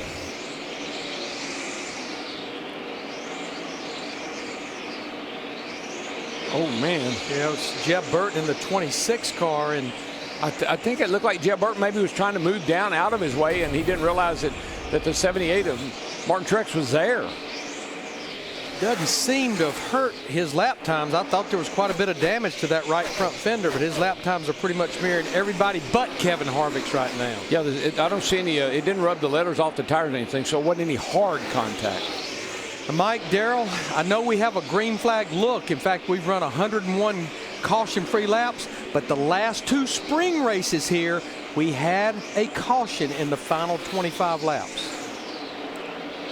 How about Martin Truex, though? He has led more laps in the last 3 races than in all but 2 of his full-time seasons in Sprint Cup racing. The most laps, including today so far, but the day's not over, but yet to cash it in and go to victory lane, which you talked to him in the pre-race about that. It's going to take that caution you were talking about for him to win this race, because he's pretty far behind that 4 car right now. Matt? Mike, you talked about Truex leading the most laps in the last 3 races, and effort definitely equals results. Now, when the team loaded up this car Sunday night at the Coke 600 and went to Colorado, the truck arrived at 2 a.m. They did a complete turnaround, and it was out in less than 24 hours from Colorado, headed to Dover. A 31-hour drive here. All that effort because they knew how good this car was and how good Martin is here. They keep knocking on the door. They sure put in a ton of effort, and it shows. What was that car you had that you ran almost everywhere? Bertha? Bertha. Yeah. I love that car. That was the best car I ever had. Well, at that time, the Gatorade car, number 88, it was a sweet automobile. Wouldn't be surprised to see that car poking on next week. All right. 28 laps to go. Kevin Harvick holding a 1.5-second lead on Jimmy Johnson.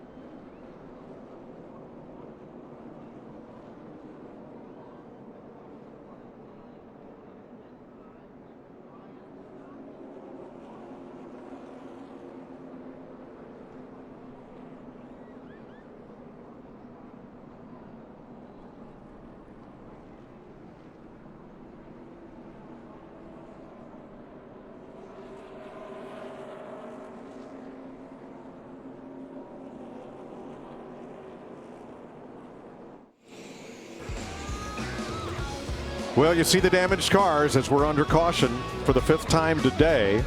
Brian Scott sitting up on the wall and waiting for the ride to the care center. Kyle Busch was lapping Brian Scott, trying to move to the inside of the 33.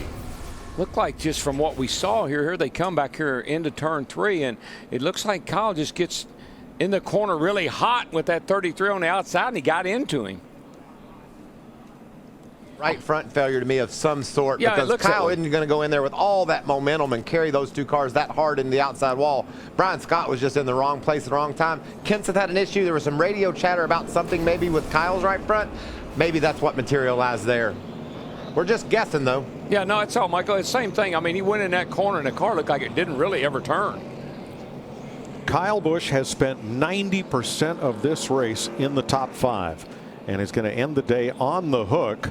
And our concern is for those 2 injured legs of his from Daytona, that he is okay. And Mike and Darrell, what this caution does, we now, with Jeff Gordon getting the free pass and back on the lead lap, we have 11 drivers, no question. Pit road, 4 fresh Goodyear tires, so this is where this race could be won or lost right there on pit road by those pit crews. Had this caution not come out, right about now, Jimmie Johnson would have caught the race leader, and he and Kevin Harvick would have been side by side for the lead. Yeah, but Trendsetter over here, Mr. Trendsetter, there's Kyle getting out of his car. He looks okay. Boy, that's good news. And we listened in on Brian Scott.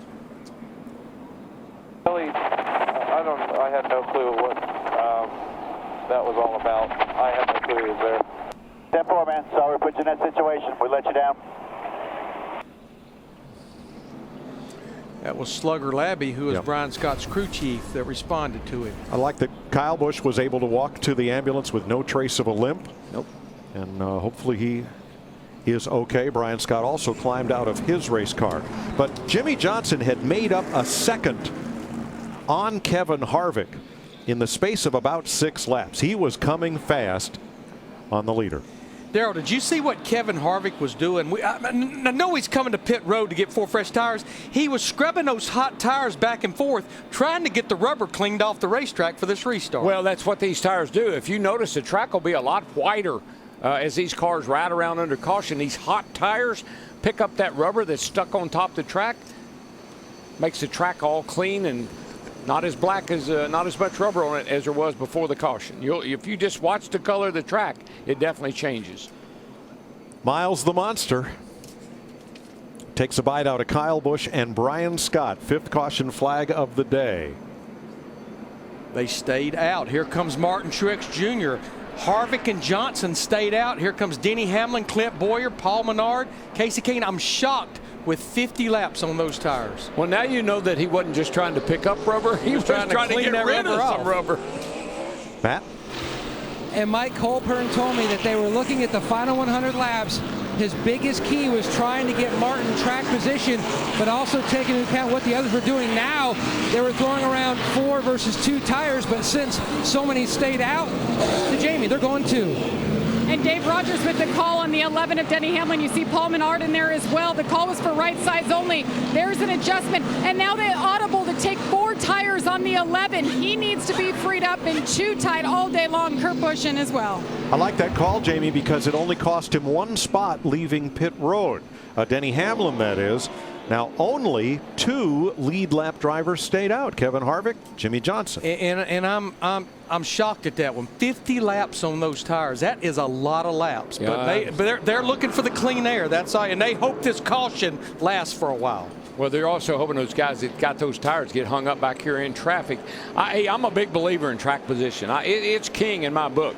But you got to have a pretty reasonable idea that you got good enough tires to hold these other cats off. Fellas, I'm looking at that casino over on the backstretch. When you're playing with house money, you can take a lot of chances. Well, both those lead drivers have wins in the bank in 2015 already. We're almost done here in Dover. Next week, the Tricky Triangle. Fox Sports 1 is your home for NASCAR. And as the summer comes, the Sprint Cup Series really heats up. As many big-name drivers are still looking for a win, they'll have to team a few tough tracks in the next month. Pocono, Michigan, and Sonoma are up next. And all the excitement and drama can only be found here on Fox Sports 1. Little dust up on pit road there. Brad Keselowski and Cole Witt. Yeah, the 35, the Jackman on the 35 car ran around and he ran up on the hood actually of the 2 car, and but he got up and took off and finished his job. Wow. You see right there, the damage is done. The two and the Jackman there had a meeting in the pits. So Keselowski was leaving, and Cole Pearn's Jackman was, or rather, Cole Witt's Jackman was already coming around. So appears everybody is okay. Let's get ready for the restart and listen in on Jimmie Johnson. Chad Knaus, his crew chief. You were catching them, dude. You were catching them. We were running lap times at the end of that run as fast as what we were at the beginning. You were running 24:20s on stickers. You know you ran 2 or 3 24:30s right there at the end. Well, that's a sales job right there, trying to convince your driver that your worn tires are as good as their fresh ones. What do you think?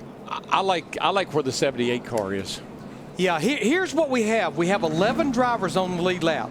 The 2 drivers at the front, Kevin Harvick, Jimmie Johnson, stayed out. The next 2, Martin Truex Jr. in the 78, Kasey Kahne in the 5, right side tires only. All of the other drivers, 4 fresh tires. And it looks like to me we're going to have somewhere 15 to 17 laps to go when we get the restart. So with 4 fresh tires, Denny Hamlin and Clint Bowyer ought to be liking their chances right about now. Yep. Yeah, it's going to be interesting. I mean, the 78 is going to restart third on the inside. That hadn't been the preferred place. The 5 is going to restart on the outside, but then Denny's right back there on the bottom again. So this restart is going to be critical on what line you're in. Here's some good news. Kyle Busch, Brian Scott, both checked at the infield care center and released after that crash that put us under this caution flag at lap 376. Wait, say 1 to go here. Chris? Well, Kyle Busch has walked up the hill here, leaving the infield care center. Kyle, what happened with the 18? I don't know. I guess Brian said his spotter didn't say anything, and he just chopped the corner, and I was under him already. It just sucked me around. I hate it. I hate it for my guys. Man, we had a really good run going, obviously. We ran in the top 5 all day long. Just hate it for the Skittles Camry, everybody at M&M's, and, you know, this is a shame. This isn't what we need. And we weren't going to win today, but it doesn't help when you finish 40th. Everything okay with your legs? Yeah, I'm fine. Now remember, Kyle has to average 16th or better in the remaining races and get a win to make the chase for the Sprint Cup. And he's really disappointed. You can tell he's going to have a decent day, point-wise, which is important to him right now, but not to be. Well, DW, you've got what you've got. But little advice, you better reach up there and pull those belts tight one more time. And by the way, pull those gloves up over your elbows because you're getting ready to get busy. The front row, Harvick and Johnson, did not stop. They're on old tires. Truex and Kahne, row 2 with new right side tires. Everybody else has 4 fresh tires. Here we go. And Martin Truex Jr. in the 78 got a great restart. He's going to go to the inside. Couldn't quite make it, but really, Larry, he was trying to block the 11. The 11 had a run and had a look on the inside of 78, but he blocked him. This will be the most intense few laps of the day, as this should be the final restart with 17 to go. Johnson out front, Harvick second, Truex third, Kahne, Bowyer, Hamlin. And right now, the 2 tires on Kasey Kahne in the 5, they're almost like holding up Bowyer and Denny Hamlin in that group. They really are. They're side by side. Nobody can go anywhere. In the meantime, the front 4 are getting away. And behind them, these 4 cars under a blanket going into turn number 3. They've all got fresh tires. Look at Hamlin rocket right off the corner. He got the shot. That's just what he needed. He needed to clear the 15 car of Bowyer, or he was going to be in trouble. That time, the lap time of Jimmie Johnson, the leader, Martin Truex Jr. Whoa, trouble on the back straightaway. Bowyer got into the back of Denny Hamlin. Around he goes Hamlin. Hamlin's going to clean off the banking. And now the 41 car is in trouble going into turn 3. Kurt Busch off the wall, and miraculously, all those onrushing cars at 160 miles an hour all missed Denny Hamlin. I'm not sure why, but Clint Bowyer just ran into the back of Denny Hamlin and turned him. 6th caution of the day, lap 386. Not a good day for the Gibbs boys.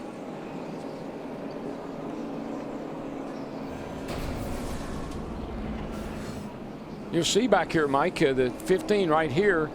He gets up under the 11 car and just gets into him, and it sits Denny Hamlin sailing right here. He loses it. I thought he had it, but he got down on the inside and must have got dirt, trash on his tires, and back up in the track he went. Miraculously, everybody missed him, but further down track, Kurt Busch spun up and into the wall. Oh boy. Cautions. Breed. You see Hamlin. That's how Kurt Busch got involved in the 41. Hamlin had to steer so hard to get away from that inside wall that it turned him around and into the outside. Yes, sir. Gosh. And everybody misses. There's the choke point of this track right there. Turn 2 under the bridge. Ooh, man, the 41 car just barely hit the back of it, enough to turn him around and into the fence. Everybody's scrambling here. Scrambling to miss Hamlin. We've seen a lot of accidents right at that spot. One where Greg Biffle's car got all torn up, and one down in turn 3 where Joey Logano went tumbling through the corner. So, Larry, the guys with no tires still up there where they were. The guys with 2 tires are right behind them. The only guy next in line, I guess, would be the 15 car that got 4 tires. Yeah, that's going to be pretty much row 3 will be Clint Boyer and Paul Menard, the 15 and the 27 with 4 fresh tires. Not the caution, though, that Jimmie Johnson wanted to see, by no means. A lot of damage to Hamlin and Busch, who thinks he also has a flat left rear. They're going to change the left sides now. Austin Dillon has made a pit stop. He's 1 lap down. So now is Hamlin. He falls off the lead lap. And we'll have 10 lead lap cars when we restart. And we got 1 to go. Let's go. We're listening on Kevin Harvick and his team. Chattering the tires all the way through the corner. It's all right. Nothing all right about second, buddy. Jamie McMurray gets the free pass. Well, yesterday, Joe Gibbs Racing had 4 cars in the Fast 5 in final practice. All their cars qualified in the top 10. But in the last 35 laps, or last 135 laps, Carl Edwards busted for speeding. Matt Kenseth, something broke. Kyle Busch and Denny Hamlin caught up in crashes. But what I did hear Kevin Harvick telling Rodney Childers is he went off in the corner. It's like the front tires are just not gripping, just sliding, chattering. I got to believe that's rubber buildup, Larry. I believe if they, give them a couple, 3 laps, I believe that would probably clear itself up. But they've got a lot of wear on these tires, and those tires being worn, they're hot, they're picking up rubber. Hey, we're lining up for a restart. And of the lead lap cars, only Jimmie Johnson, Kevin Harvick on the front row, and Kurt Busch further back have wins this year. Andy Petrie? Yeah, guys, we watched that last restart, and Jimmie Johnson was not the control car. It was actually Harvick. As they get to that zone right there, it looks like Jimmy went just a little early, and it's kind of splitting hairs here, but that was the last restart. We'll see what Harvick does on this one. Yeah, and you saw the 78, and he had to drop down to block that 11 car to keep him from getting underneath him going in that corner. And then that put the 15 and the 11 battling each other until they finally wrecked. Kurt Busch is back on pit road, and looks like everything's broken on the right front. Right front is caved in. Is that wheel? Looks like he's lost something in the lower suspension. Upper control arm looks like it's gone. Yep. Wow. He hit that wall hard. Jamie? Well, they came in and took 4 tires, and he went right back out under caution and blew another tire. So obviously something rubbing. They're trying to push it back. They just want to finish this thing out just like Denny Hamlin. They'll ride around. Tough break. They were running in the top 10 today. Now, he was trying to get out to stay on the lead lap, which he did, but with a lot of damage as a result. No, Mike, I can see that. You can see that wheel there. It's moving up and down. They've broken an upper control arm, looks to me like. Yeah, that one's going to be tough to even ride around here on, and I think we're going to go green with 10 laps to go here. Remember, even if you've won, you need to stay in the top 30 in points to transfer into the chase after Richmond. Jimmie Johnson led only the last 10 laps at Kansas in his last win. Similar strategy, actually.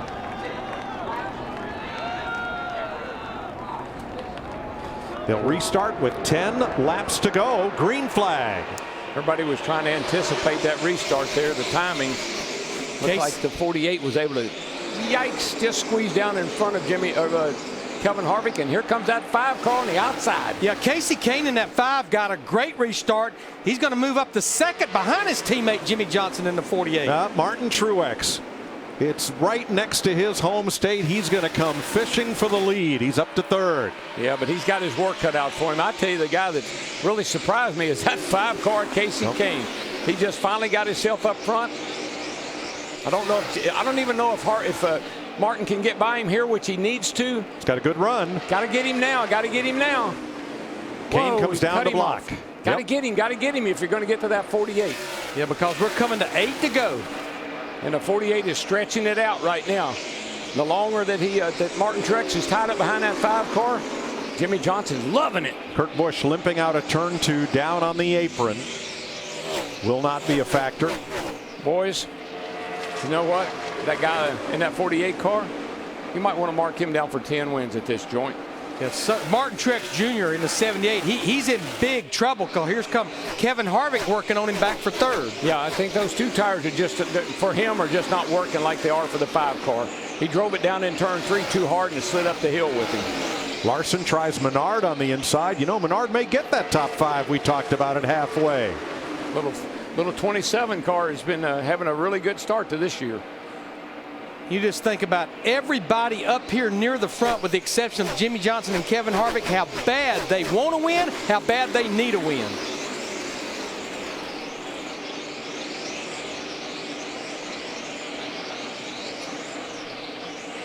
Menard gets challenged. Larson to the inside. That's for 5th place. Lap car just in front. Yeah. Casey Mears. It's going to be a pick. Yep, Menard uses that lap car as a pick.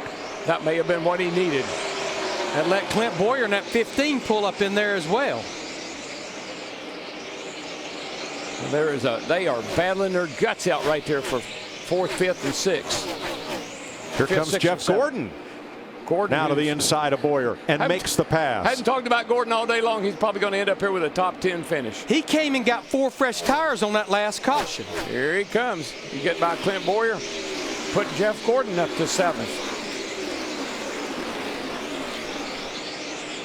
In the meantime, 06 time, going for his 73rd win.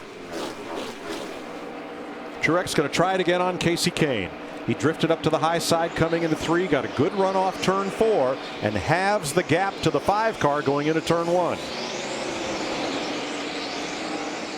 Nothing there on the high side, though, and Kane pulls away.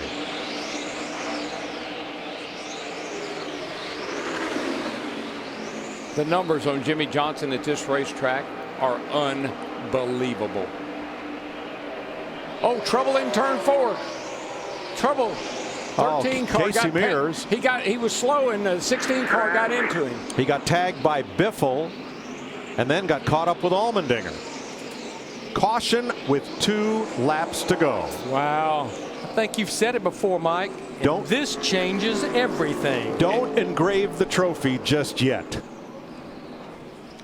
Well, you know, I told you old Miles had been taking a nap. Well, he woke up there just a little wee bit ago and he is hungry. I'm sorry. Don't chisel anybody's name in that trophy just yet. You'll see right here the 16 car Biffle on the outside. 13 smoking up here. He's slow, and Biffle just gets into him, spins him out.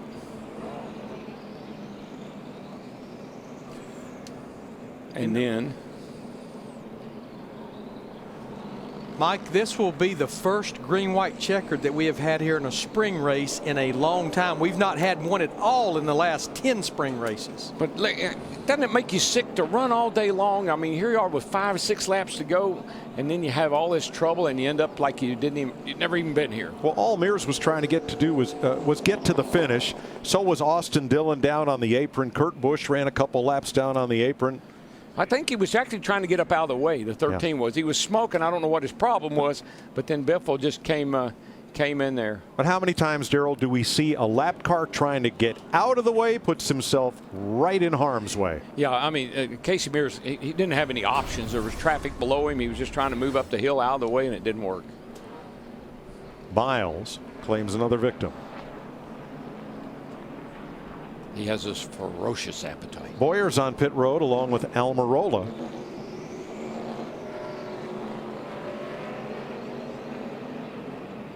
And we will go to green-white checker as we cross through the scheduled distance, 400 miles.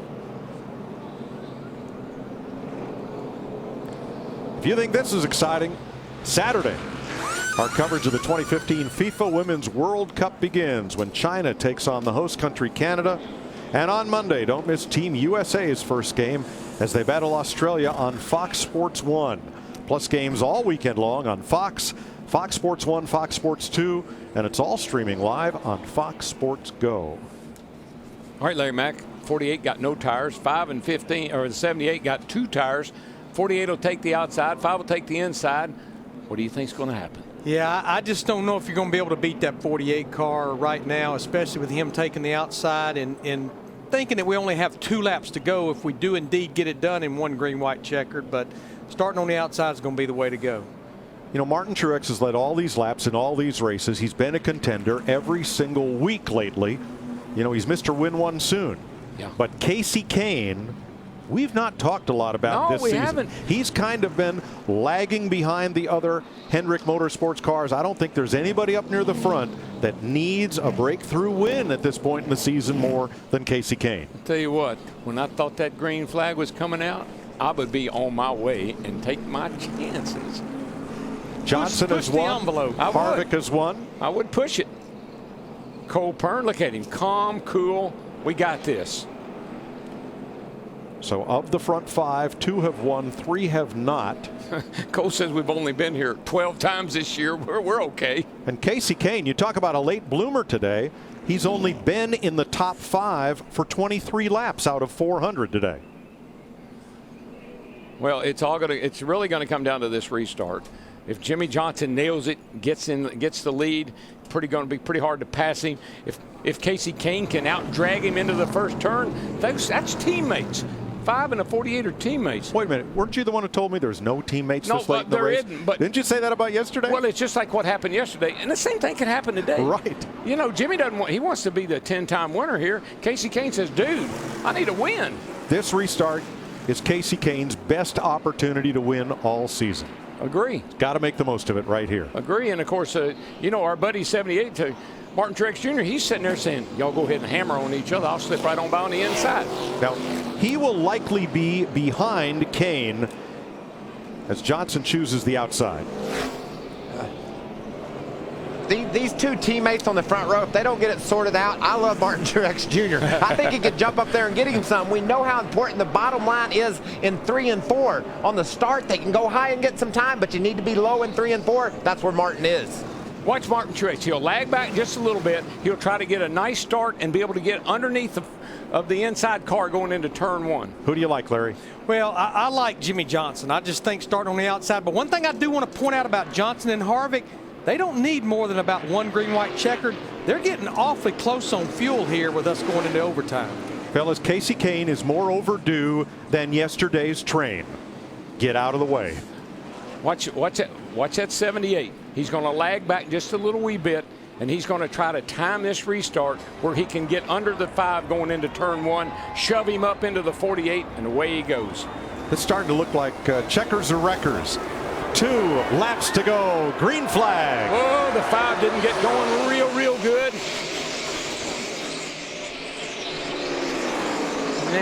Here comes Harvick. Hello. Where did he come from?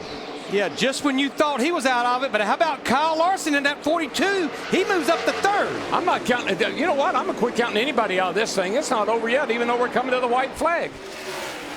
Oh, man, Truex in trouble. 1 lap to go.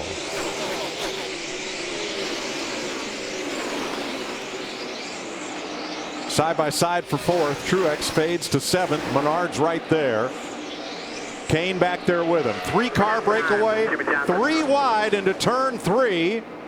Everybody wants the 4th spot, but Jimmie Johnson, the all-time winner at Dover, it's over. 10 wins for Johnson. Oh, how about that 43 car? Where did he come from? He came and got 4 fresh tires that last caution. Martin Truex not happy with Kasey Kahne and the way they came off 4 on that restart. Yeah, he just didn't get going, and I think that's what messed up Truex. He couldn't get the 5-car Kahne couldn't get going. 74th career win for Jimmie Johnson. Wish you were here, Rick Hendrick, is the sign from Chad Knaus for his car owner. Let's go back and look at the restart. Yeah, I think you'll see that why Martin was upset. From the Goodyear aerial See that coverage. gap I was talking about between the 5 and the 78, kind of trying to time it. Actually, Kevin Harvick gave the 48 a nice shot. And then right there, I think Martin thought he should have had a little more room to get down in that corner. I don't blame Kane at all. No, you got 2 laps of racing. I don't to blame go. him at all. It's a green-white checker. Do what you got to do, dude. But it sure took all the momentum out of that inside lane. Yes, sir. What is the essence of winning? Maybe a little bit of burning rubber there. Sunoco fueling victories. Jimmie Johnson has now won 3 of the last 4 at Dover in capturing his 4th victory of 2015.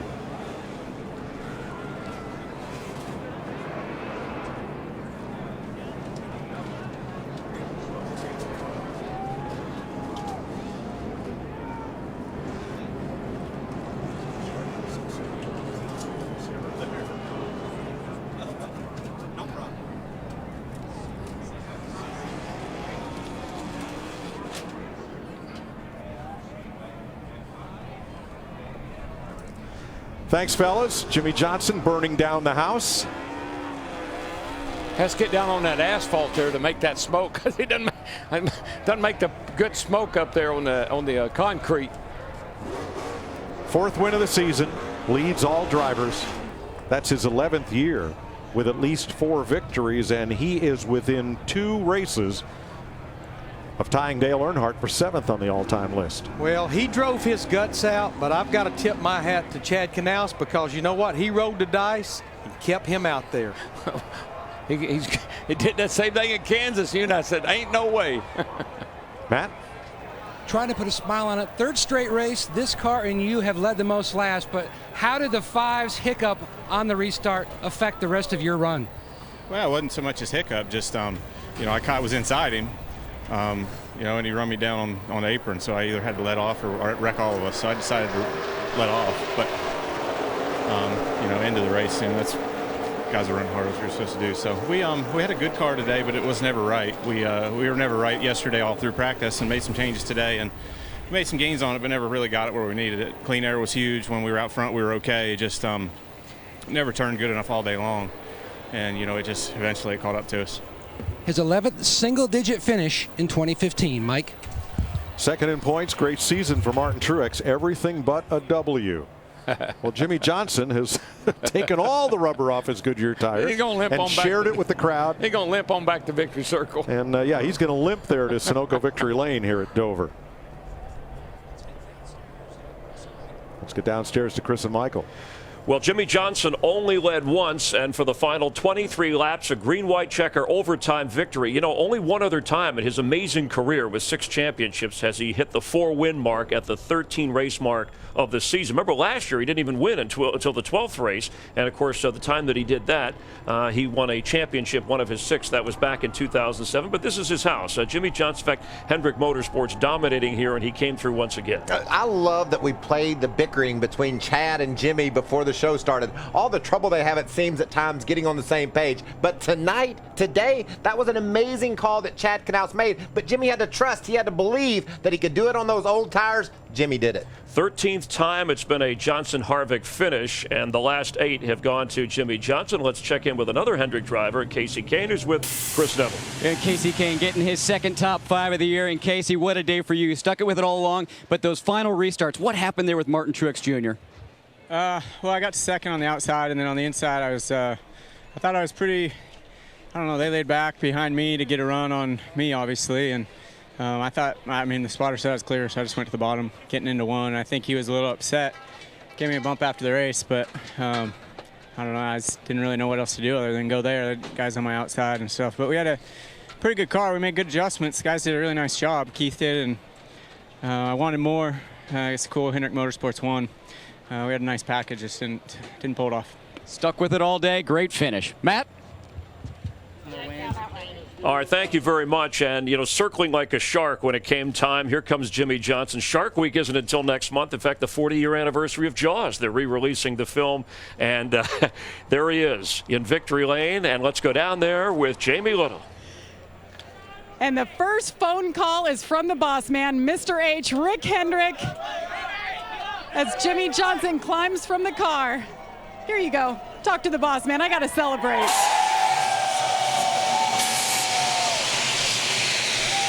And the confetti pours.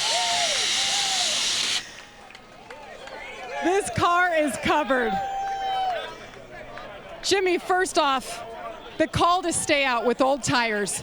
3 different restarts. How did you hold the guys off with new tires behind you? Gosh, just driving hard. Working that track bar adjuster as much as I could. Trying to be smart with my line, and I guess guys on two tires weren't all that fast. Chad said something to me about that on the radio, and they never really came. The 4 and I did just fine on our old tires and held those guys off. So just a long fought day. So proud of this Lowe's race team. Big shout out to the pro service members at Lowe's, everyone at Chevrolet, Valvoline, our fans, my fans. Just an awesome day here at the racetrack. Grandstands are full. Thank you, Sprint, and we're going to enjoy this. Jimmie, you're a 10-time winner here at Dover now. Today it was about 90 degrees. The humidity was off the charts. How key is your conditioning and performances like this and your success at this racetrack?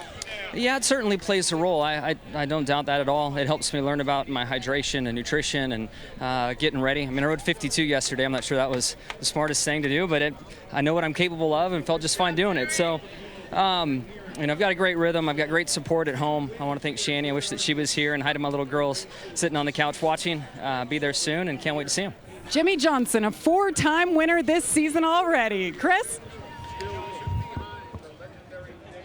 Well, Kevin Harvick, what a great day here. So good on strong runs, but you had that problem with the track bar, so how tough were those restarts? Yeah, the restarts were bad. We just struggled with really tight on the restarts. We didn't need to see the caution. Just really happy for, my Ditech guys and everything that they did. Just got to figure out why the track bar keeps breaking. It's been 4 of them now, I think, as we've gone through the season. So all in all, it's a fast race car up front at Dover, and that's what you want to be. Thanks, Kevin. Chris? Kevin Harvick trying to win back-to-back championships in NASCAR. And when you look at the chase standings, we're, 13 away from NASCAR's playoffs, the chase for the Sprint Cup Championship. 4 wins already for Jimmie Johnson. Obviously, you win, you get in, and the more wins you have, the better seeding once we start the elimination round. Yeah, and the challenge will be from Kevin Harvick to Jimmie Johnson, who can win the most races and start the chase with the home seed. Yeah, and I don't want to get too far ahead of ourselves, but we're already talking about a 6-time champ who's threatening all-time wins with Dale Earnhardt on the board. Jimmie Johnson does not seem to be letting up with his crew chief, Chad Knaus. There's a lot of season left, but obviously whether it was Kevin Harvick at the beginning, we thought, or Joey Logano, who won earlier, Brad Keselowski, Jimmie's the target for everybody to aim for. Well, just think about the last couple of weeks. The All-Star race, they weren't where they wanted to be. He spun out and crashed in Charlotte. That's one of his best tracks. He comes to Dover. We could talk about the fact that maybe he and Chad aren't on the same page. We like to talk about those stars and what might be going on there, but they proved today without beyond the shadow of a doubt, Chad made the best call. That call propelled Jimmie to the win, but Jimmie had to drive that car on those old tires. What a great combination. And Rick Hendrick, the team owner, Chevrolet, on the phone. We're going into Hendrick's Summer Surge territory. They swept Dover last year. They swept Pocono with Dale Earnhardt Jr. Then Michigan, of course, Jimmie Johnson won there. Jeff Gordon won. So that race team, despite what the qualifying told us, Mike Joy, they're on a roll. Yes, they are, Chris. I think the one driver of all the surprises at the end of the race, Eric Almirola. He got a free pass at lap 175 and raced his Richard Petty Ford all the way back up to a top 5 finish. Never gave up, kept digging. Great reward. I know what Chad Knaus said to Jimmie Johnson. Jimmie, you're a 6-time champion. You got 9 wins at this racetrack. You can do it. And he did. Yeah, we're talking about Jimmie Johnson, Kevin Harvick finishing first and second, but Kyle Larson, his first top 5 finish, and Casey Kane, who finished 4th, that's only the second top 10 that he's had, or second top 5 he's had in 2015. So good runs for a lot of drivers that needed them. So it's over in Dover. We're going to pack up and get ready for Pocono, Chris. On Fox Sports 1, Pocono next Sunday, then Michigan, and then a break before Sonoma, a road course. That could be the wild card. But, Michael, let's talk about some of those drivers just mentioned. A Casey Kane, an Almirola, Truex, although good in points, Menard, Boyer, who need wins. Even Jeff Gordon, you need that win and be in the top 30 in points to lock up a spot. There are only 7 spots left for the chase. Yeah, we saw some promise out of Greg Biffle at Charlotte, that second-place finish, but then he struggled today. When you think about what it's going to take to make this chase, Jeff Gordon's got some points, but you got to get that win. Clint Boyer right on the edge of that. I know how desperate these drivers are to put their names in the victory lane column, but listen, Chris, it's difficult. The role that Jimmy Johnson and Kevin Harvick have been on, how are you going to bust that up? And as we look toward Pocono, the tricky triangle, as they call it, on the Pocono Mountains there, Dale Earnhardt Jr. had a rough day today, but he won both of the races there last year. Yeah, and I'm looking forward to this new rules package that we're dealing with in 2015 at Pocono. That little bitty spoiler on the back, less power. I think these guys will really carry a lot of speed down into turn 1. That'll be a very difficult corner to navigate. And on restarts 3 and 4 wide at Pocono, the action will be intense. Yeah, and again, the dueling between Jimmy Johnson, Kevin Harvick, even though Jimmy's had the upper hand in this, they have both shown they're going to be at each other throughout the entire season, up to and into the chase. Pocono, Michigan, then Sonoma, all ahead on Fox Sports 1. Right now, let's head back to Los Angeles, get caught up on everything else with Don Bell and Fox. This copyrighted telecast may not be reproduced, retransmitted, or used in any form without the authorized written consent of NASCAR Broadcasting. NASCAR would like to thank all of our loyal fans for your continued support, and we hope you enjoyed today's broadcast.